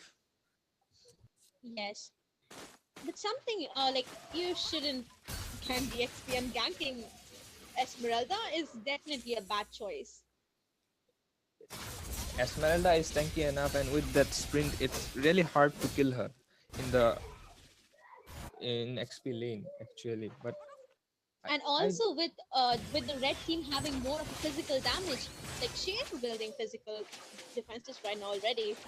There's yeah, no point basically. Rather, they should like I think they should help the marksman. Don't you think so? yeah, I have not seen the Kufra go back to the top lane after that first minion wave. Yes. And this time they're trying to get the turtle. Balman thinks he can steal with his ultimate or retribution he has. But let's see what's gonna happen. They're already here. Fars is zoning them out perfectly there. Who's gonna get the turtle? But- Oh, Balman got it. Nice one. He was little late there, we can see. But the fight continues. Esmeralda chasing down the Nana, but the Gushan gets the kill on the Badang, and they are chasing the Kufra, and they get the kill on the Kufra. Definitely his blue buff's gonna go out. Well, he already on red. They Clint haven't is been, calm, he's confident. but they haven't been pushing the turrets yet. Yeah, it's already about 5 minutes of the match. They're gonna go for the mid lane turret. They get the mid lane turret, and Balman is in danger. He might fall, but he lives to see another day. And Esmeralda is Esme in escapes. danger, but she escapes. Esme escapes OP. Will Badang take the chance to push the bot lane this time? I guess he will because no one saved that. Meanwhile, Melissa has got the first turret in the gold lane. Yeah, we can see although the red team doesn't have the kills, they already got 2 turrets down. Yeah, the good map awareness from the Melissa actually.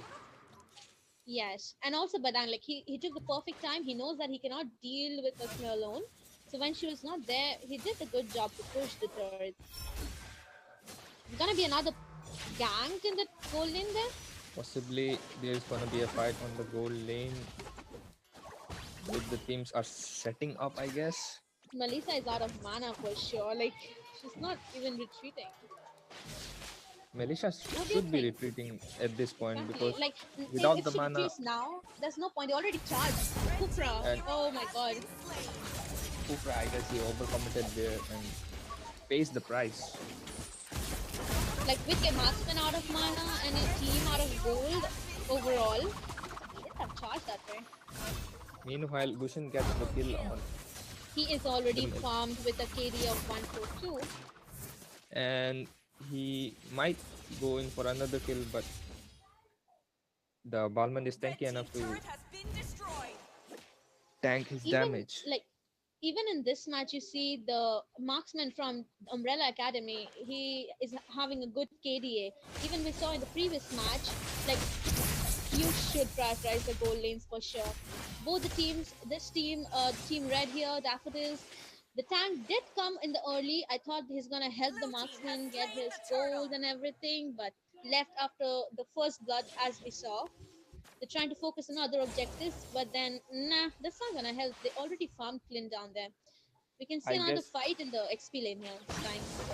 The Farsa uses her ulti to zone out Badang, and Badang might be falling, and He's yes, dead. he's dead. And blue team actually being very smart, just getting the pick off and going back. Yeah, they're not like overextending things. They're like, okay, we have a target, we're gonna go kill and guys back. That's all.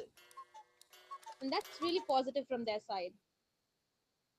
They already have that almost a 4K gold lead, which gives them a very comfortable spot right now at this point of the game with the Clint farmed up. Yes. We can see the blue team is gonna push the bot lane there. Badang cannot save it. Badang He is should alone, retreat. Oh, but good ultimate from him, and he gets the kill on Gushan. oh, nice one. But- He got a shutdown, did he? No, that wasn't a shutdown, right? But he manages to kill one before he falls down. Esmeralda barely escaping in 1 HP, and meanwhile in the top lane, Clint gets the kill on Melissa. They're gonna get or try to get the mid turret now since the team is kind of down, but Farsa trapped him pretty well. But he's not gonna be dead, I suppose. Nicely zoned out, saving the turrets, really. We can see the red team already retreated from here. Let's have a look Blue at team the taking its time. items. The Kufra has made a dominant ice against pretty heavy magic damage from blue side. What do you think about this item? He actually like took the anti-heal for Esmeralda basically. But he also should right now quickly make Athena as far as I see. I mean someone had to make the anti-heal anyway. So he went for that, I suppose. But I don't think it was worth it going for it as the first item, as Esmeralda isn't that much tanky in the early game. Yes, that's another point. But like Bushin and Farsa already has all the burst damage. They both are burst damage dealers in there. Oh, And did you just see Palman that? gets the steal on the Lord. And Badang coming in with a double kill. That was a little unexpected. Really nicely charged by the red team. Is that gonna be a turnover for the match? Do you guys think that?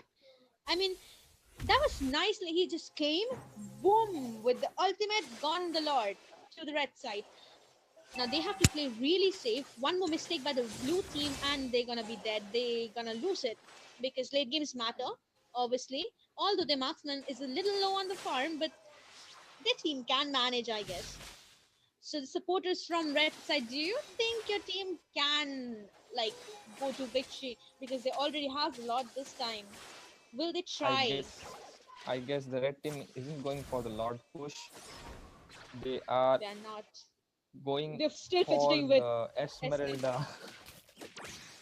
They are still going for the I find it Esmeralda. so irritating, trust me. One irritating element here.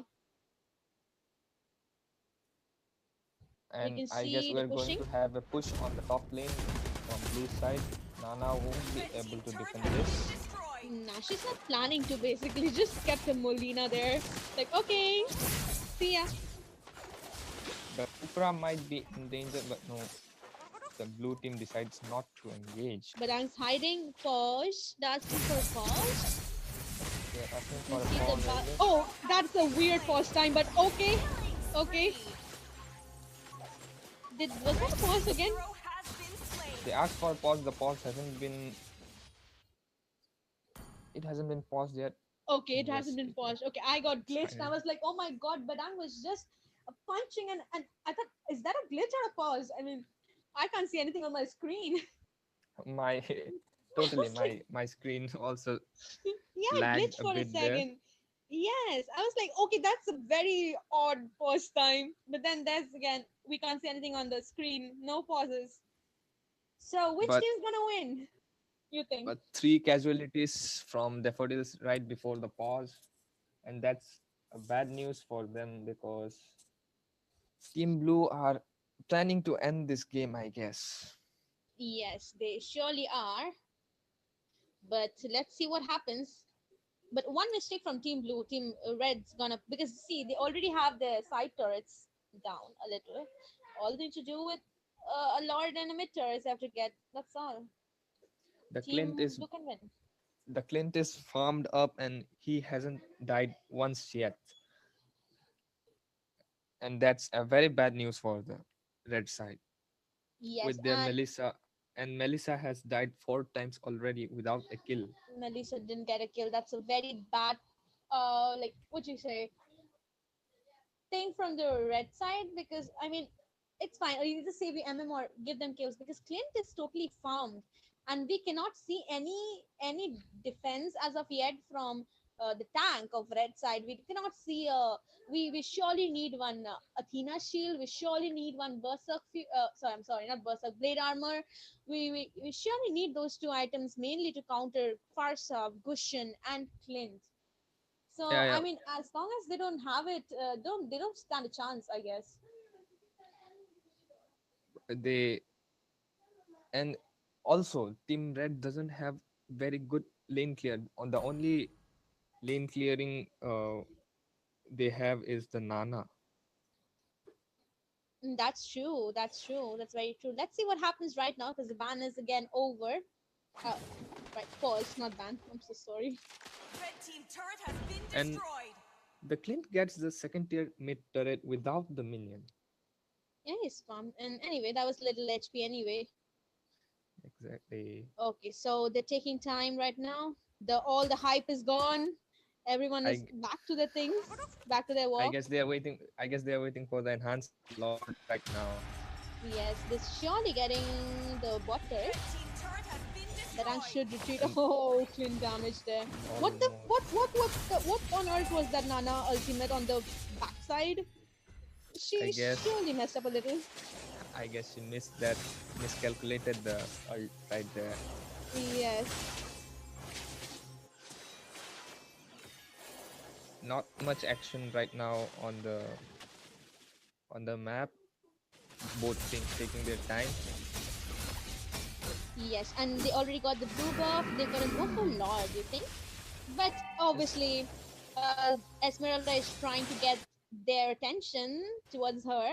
I don't want them to run all the way to Esmeralda and trying to gank her again, like they did all through the match. I mean, that's unnecessary. That's not needed. We shouldn't gank her. She will run, make a fool of your own self, and just bully you. That's all, and the Lord will be gone. Byron's not coming this time, I guess. Just I guess the red team won't be competing for the lord this time. That's a free lord for the blue side, Esmeralda and zoned out they properly. might be getting the kill on Esmeralda. No, but Esmeralda escapes, and but Diggy gets I the kill really on the like Balmer. that. I really like that Diggy ultimate. He used it exactly when Kufra planned to use his CC. Let's see. Let's see what happens now. Will they be able to defend it, or we'll be having our winners? They are waiting for the lord to march down from the bottom lane, Yeah, they're just and not clearing the lanes right now. They're they're planning to freezing the clear lanes. altogether. They want the lanes to minions and the lord to enter the base at the same time. Yes.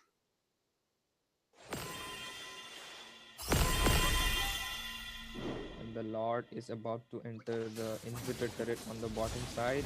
Okay, we can And see the Lord marching in. they will Battle going surely out. get the bottom lane.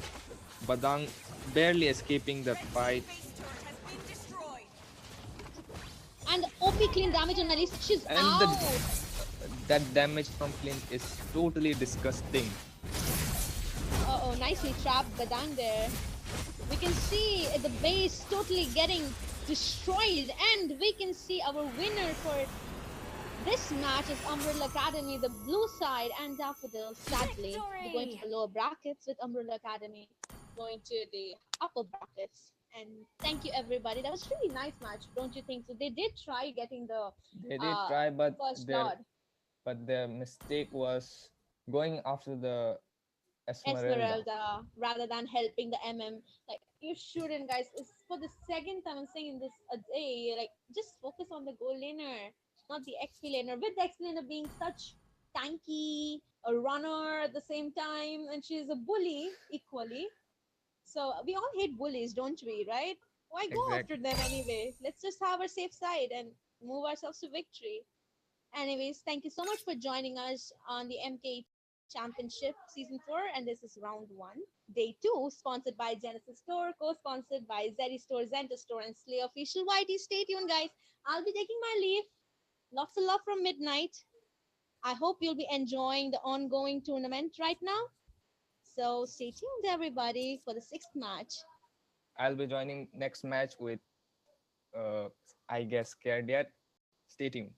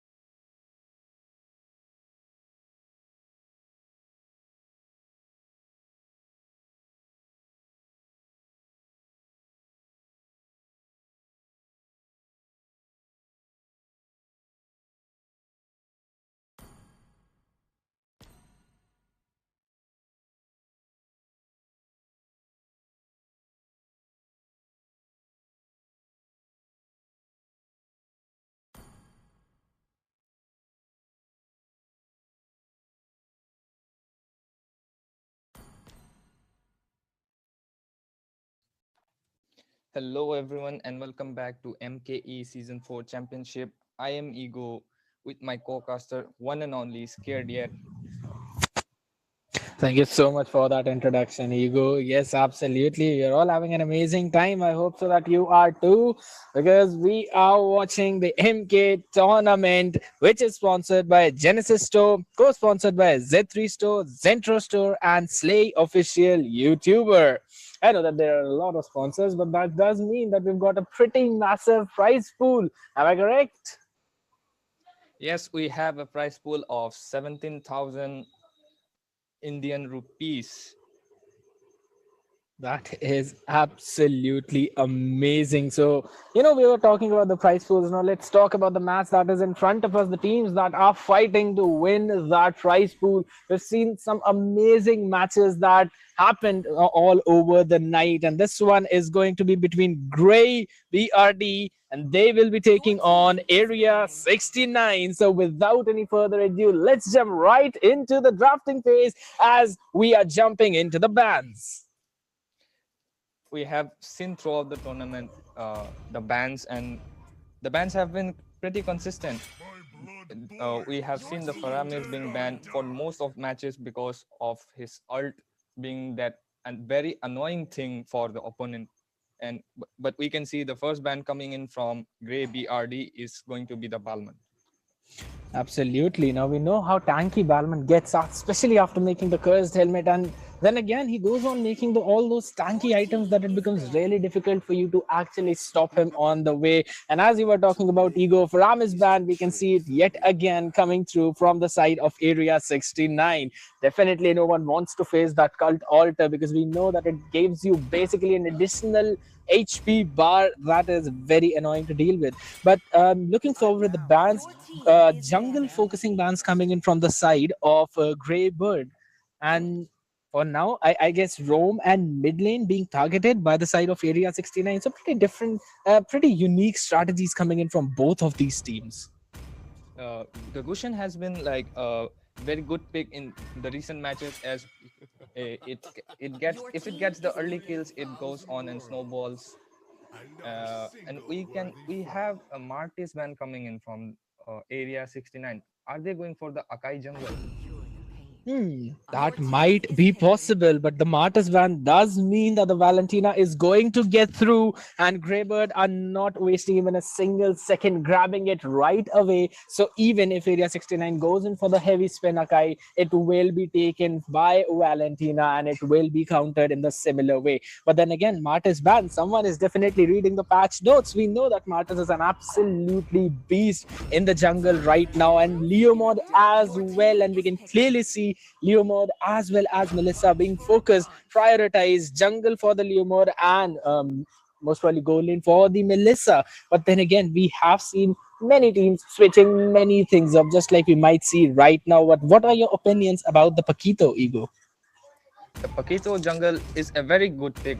We know the damage coming in from the Paquito in the mid game, and the movement from the Paquito is very fast for the rotations. And we have a Clint pick coming in from Grey BRD to counter that Melissa. They don't want the Clint to be banned in the second phase of the draft. That is absolutely correct. But then again, the question comes out to be, how are you going to counter the Melissa? You've already given the Leomod's ultimate, and Valentina is actually going to use it, so she will be the one taking care of the Melissa in the way. But then again, the go away by Melissa is a really, really good tool that actually creates a distance between her as well as her opponents. When the most important thing is that you can actually take long range fighting heroes and the ones that deal AoE, that have got a pretty huge AoE, and that will be a really problematic situation, because Melissa needs to actually get in a little too close to the opponents in order to deal the damage if she does not have the cuddles. And we can see the Akai ban coming in from Area 69, but I was expecting them to pick the Akai after that Martis ban, but they decided to ban that Akai, and an Esmeralda ban for Grey BRD. I guess they don't want that Esmeralda being an annoying and irritating thing in the XP lane against the Leo mod, which is, I guess they're going for the Leo mod XP lane. That might be true, but what I think right now is that the Greybird banning out Esmeralda does mean that they can either pick up the Phoveus for the EXP lane, because we can clearly see quite a lot of dashes, and add a Hayabusa, you get 4 more dashes from him. Along with the Paquito, he might also be, flex fixed into the EXP lane. We know Esmeralda can counter him very well because the heavy left jab gives him quite a huge amount of shield. But then again, just as I was talking about, Phoveus might be a very good choice in this situation. No Esmeralda to counter him, and he creates a lot of room for his own team, because he just jumps directly into the backline, disrupting the whole formation, as well as gives quite a lot of I would say space for his teammates to walk around. Atlas going to be countered by Diggy. I really think that they could have actually gone for something else instead of Atlas, Ego. I guess they could have gone for another, maybe a support, maybe with that tanky Paquito as the jungler, but they have gone for the Atlas instead, and that will be instantly countered by the Diggy pick. But the Phoebe's pick has been a very great pick coming in from Grey BRD, as we know Hayabusa, Leomord, and Melissa, 3 of them having those dash skills. Absolutely. And that's one of the most important part, that even a Paquito will trigger that dash. If the Paquito goes in for the KO strike, that's his ultimate, he will force the enemies to move a few tiles. That is counted in Phoveus's dash, therefore he will be able to unlock the demonic force again. This is one of the major thing that I feel like Greybird is doing really good, that they might play around the Phoveus when it comes to the mid-game power spikes. But then again, we'll have to see as we are jumping into the game, guys. It is going to be Greybird on the blue side taking on Area 69 on the red side. It's a KO match. Let's see who will jump into the upper bracket and who will drop down to the lower one. We are jumping into the game. Paquito taking his jungle, will probably try and focus on the Little Wanderer, but the main focus should stay in the gold lane. As we can see, there is a 2v2 going on there. And the Valentina is right there in the bush, but she's going back to her lane to get those minion gold. And in the bottom side, in the XP lane, we can see the Phoebeus winning the lane actually against that Leo mod.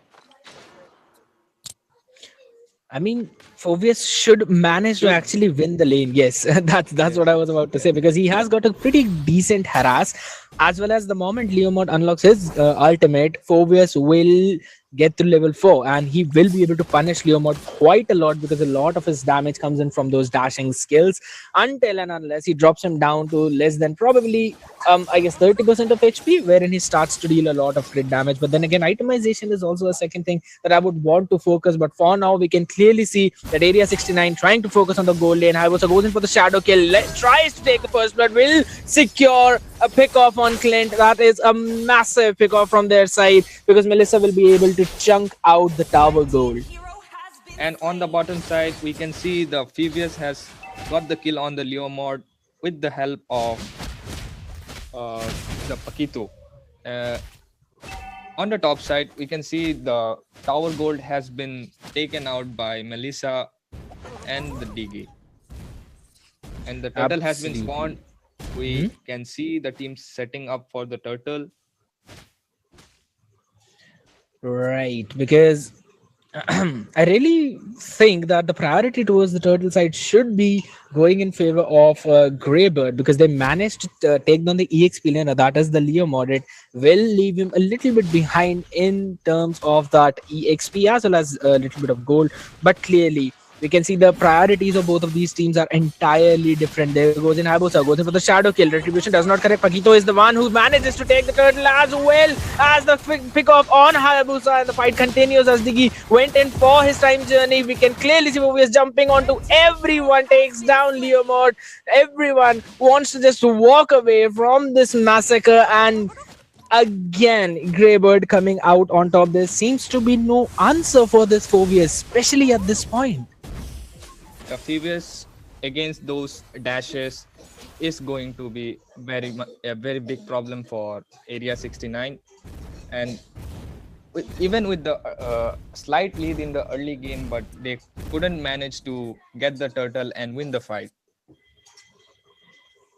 Exactly. That is one of the situation wherein I think that they over engaged a little bit, because even though I would have used his dashes to retreat out of that situation, Phoebus would have just unlocked the demonic force. Now we can see the setup towards the top side. Zamdam is providing vision to his team. There is no Diggy, but I guess the time journey is, yes, it is available. So they can play a little bit of aggressive play, but then again, instead of getting Melissa threatened towards the top side, they should try and feed her as much gold as possible, because she will be able to chunk them out quite a lot. But in the mid side, Vale is not going to survive. Valentina takes the shadow kill, gets the pick off, and they retreat easily. We can see the Atlas is rotating towards the top side, but the backup is here for Area 69 with the Hayabusa in the jungle bush. Bottom lane, Leo manages to get a great pick off on Phoebus. I don't know why he would want to jump in, especially when Leo did not use his ultimate, but then again, that was a misplay. 1-for-1. I would say trade-off coming in, as Vale was picked off in mid lane and Phoebus in the bottom. So that is going to give Leomod a little bit of gold back. But in the top side, we can clearly see Tier 1 tower going down. So that is another objective going in favor of Area 69. And we can clearly see, oh, Fatal Links has been wasted. And that might be a hint for them to go to the turtle, which was already taken by Pakito. So, Ego, just look at the way the objectives are being traded all over the map. Even if there is a play being made in the top side by Area 69, Greybird knows that, and they go in for the other lane. They go directly for the turtle. They go for the pickoffs in bottom lane. If this goes on, I think so they will be able to take the win. This is going to be a very interesting match, as both teams outsmarting each other up to this point, and no team are able to yet snowball with their lead yet. On the bottom side, we can see Melissa has swapped lanes with Leomord. They are going for another turret push, possibly. And we have a fight here. The Phoebus goes in on the Melissa, but they disengage, and the Hayabusa re-engages and gets the kill on Atlas, but goes back, and Phoebus might get the kill. No, he couldn't get the kill.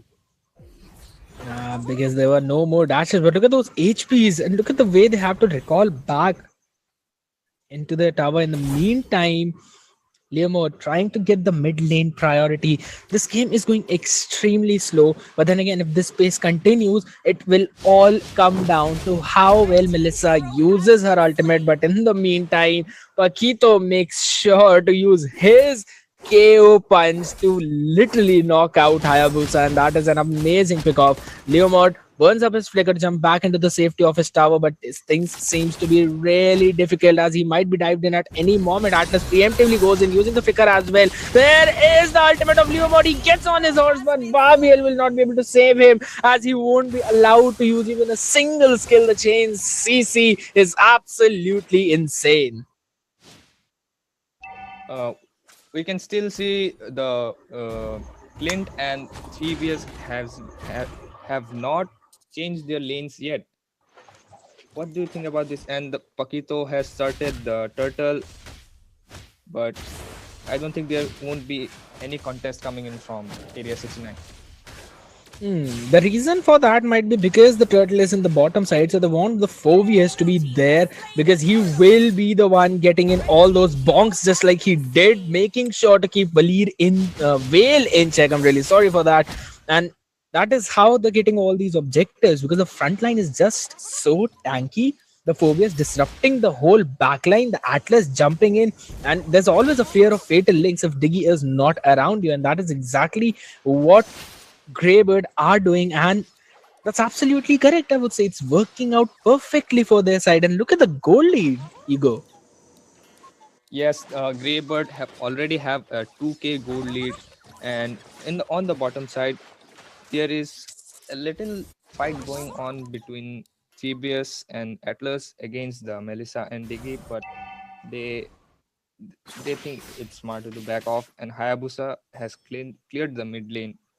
I guess they're going to set up for another objective, probably. Possibly, because the difference between these two comps is that Greybird, they want to go in engage. They want to preemptively start those fights, and then they want to try and get all the members of Area 69 to come together, come close to each other, so that the fatal links could land on 2 or 3 people at least. But the whole play style of Area 61, the thing that they're trying to do is just play on those re-engages, make sure that the initiation of Atlas fails, and then try and get those pickoffs, try and get the phobias so deep into your backlines that their team cannot support. But the Diggy using the time journey way too quickly, that is an indication Atlas will go in. He will go in for the 3-man fatal links, and that is going to be an amazing wipe from towards that bottom side. Haya would want to try and trade off the objectives in the mid as he takes down the tier 1, but the damage has been done. The Lord is open. As you said, both teams are trading the objectives. If one team is ganking the other side, the other team is going for other objectives. But Hayabusa couldn't escape the 42.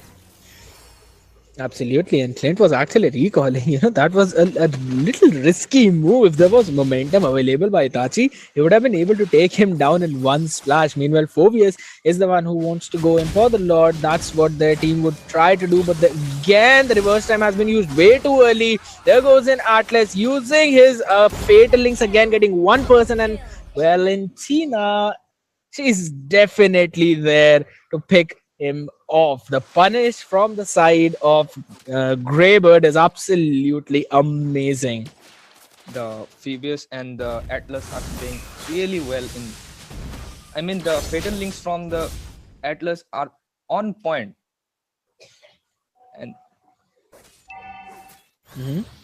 and the Phoebus is like zoning out the backline of the Area 69 in time, and we can see almost getting the kill in the mid lane. Valentina almost gets the kill on Diggy and Vale. Absolutely. At this point, Valentina would be thinking that why do I not have the... Okay, so I was about to say that Valentina would be thinking, why do I not have a flame shot? That would have been a double kill, but Haya wanted to try and play a little smartly, but the Winter Truncheon is there, and in the top side, Atlas goes in for another fatal link. Will that be Leomod's pick off? Yes, that definitely will be. He won't be able to take the damage coming in from 4 members, that is Valentina and Clint included in that. And with that, the moment we talked about damage, let's just see the items coming in from both the teams. We haven't talked about the items since quite a while. Valentina with the Clock of Destiny, Genius Wand, quite a ton of damage along with that HP. I wish there was a Lightning Truncheon in there as well, but I don't think so. She's gonna go for it. That's it. Basically a build that I enjoy. Melissa goes in for the Inspire play, and she will be taken down as the burst potential from Valentina is absolutely insane. Not going to save her at all. We can see the Lord has been started by Grey BRD, and this should be pretty much uncontested because two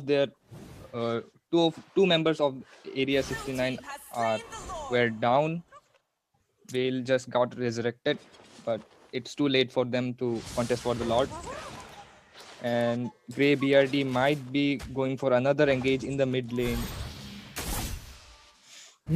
Things seem to be a little troublesome, but mid tier 1 does go down, and Atlas again going in, knows the time journey is there, does not commit to the fatal links, just trying to push them back from their own jungle, trying to choke and get that goal lead. They already have the 5k lead and they want to go and increase it further. Let's see how valuable this Lord attack is, because if in case they manage to choke out another 2 or 3k lead in their favor, then it's going to become really difficult for the side of Area 69 to come back from this match, because if they are trapped in their inhibitors, then they would have no access to their own jungle. And even now, Melissa is just level 11. No matter what, they have to stop this Lord and they have to get those levels up without letting their tier 2s fall in the process. They are trying to do that. Phobius is there. Oh, was it for the demonic force? But the reverse time is there to save the life of Melissa.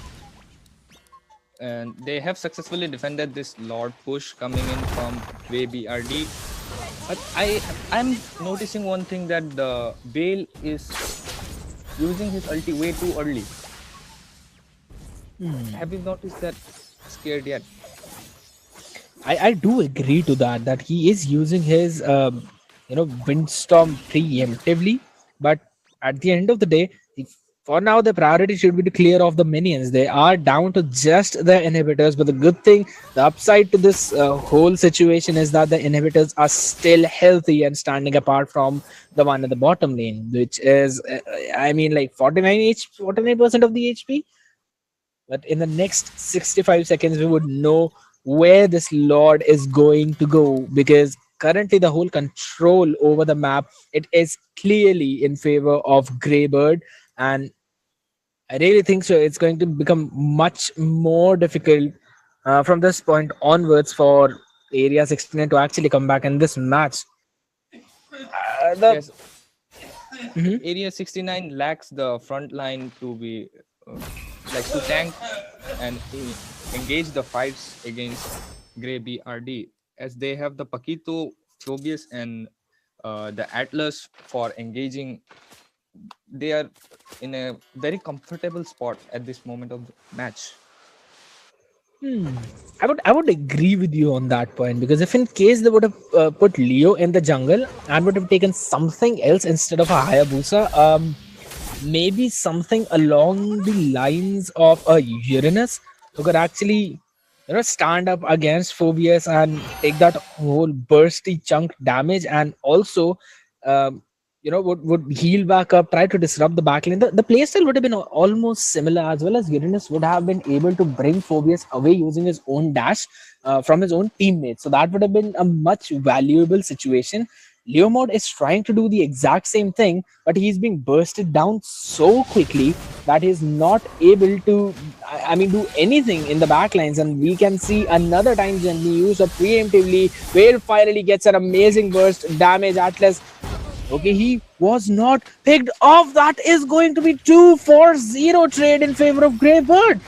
What happened there? I did not see exactly how did Atlas survive that burst, but after we see Phobius demolishing Whale while he was retreating, that is going to be another free Lord for Greybird.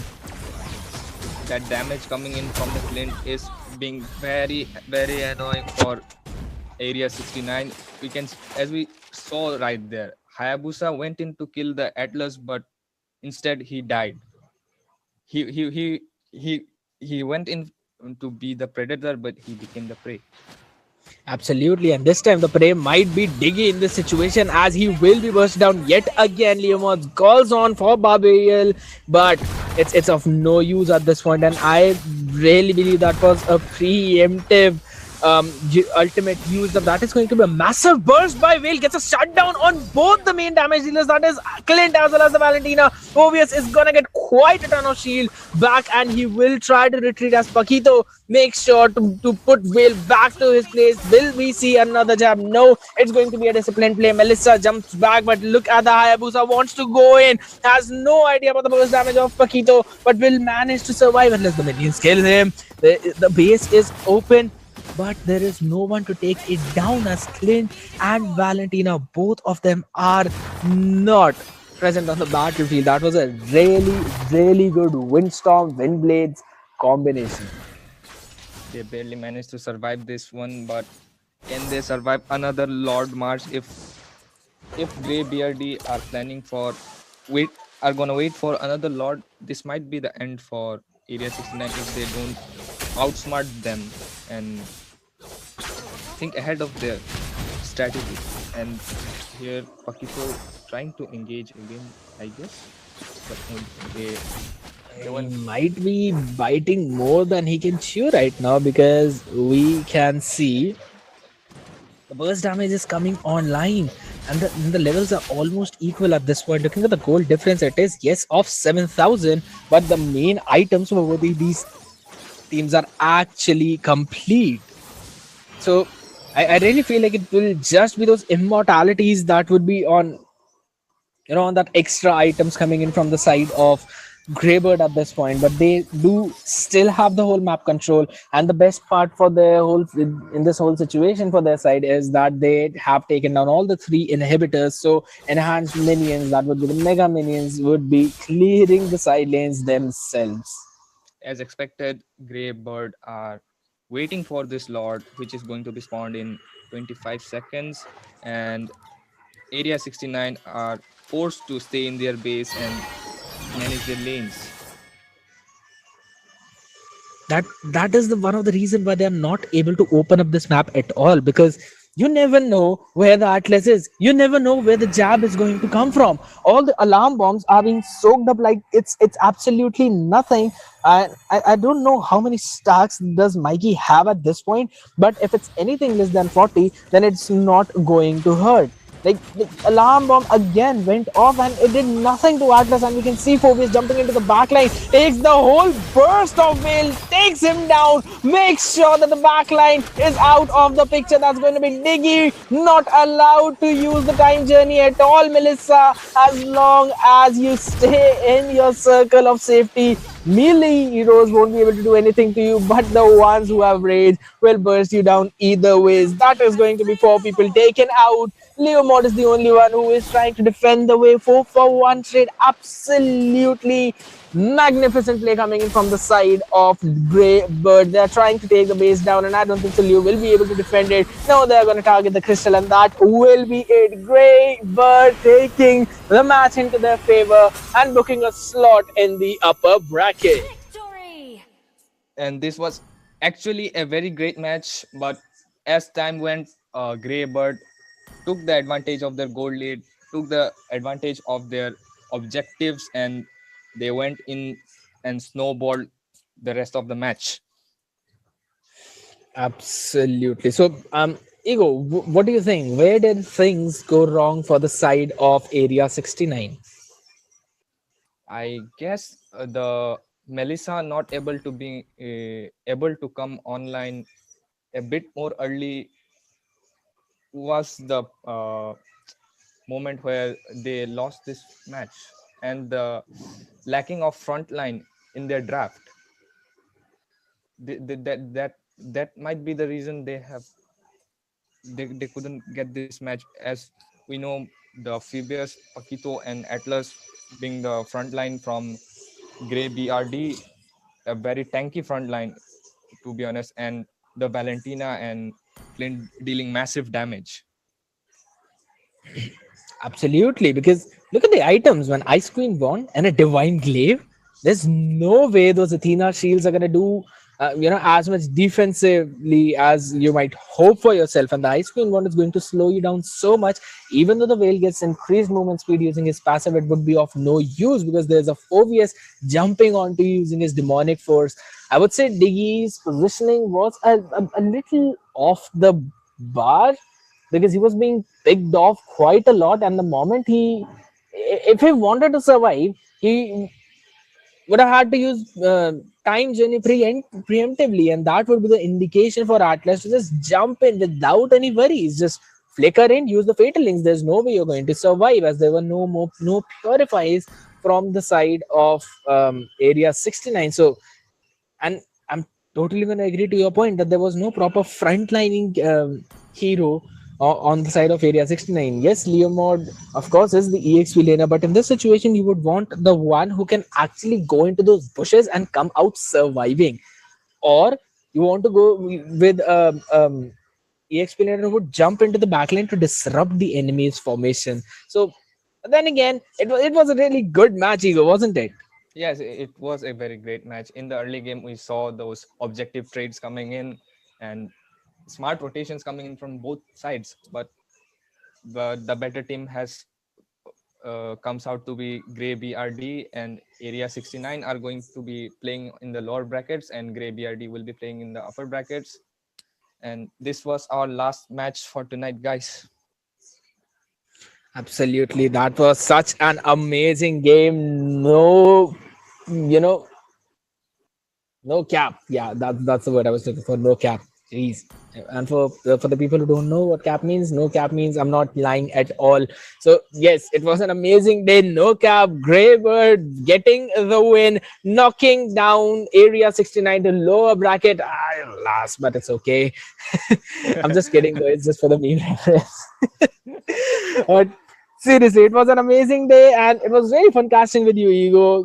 I'm gonna look forward to it tomorrow as well. And I hope so you guys would join us tomorrow as we're gonna have the day 3 and some amazing matches which you would definitely not want to miss. Thank you all so much for joining us on MK Tournament. And it was sponsored by Genesis Store, co-sponsored by Z3 Store, Zentro, and Slay official YouTuber. So make sure to check them out as well and show them your support. We will join you guys tomorrow. Thank you so much for joining us tonight. Bye bye and have a good night. Have a good night, absolutely, and bye bye.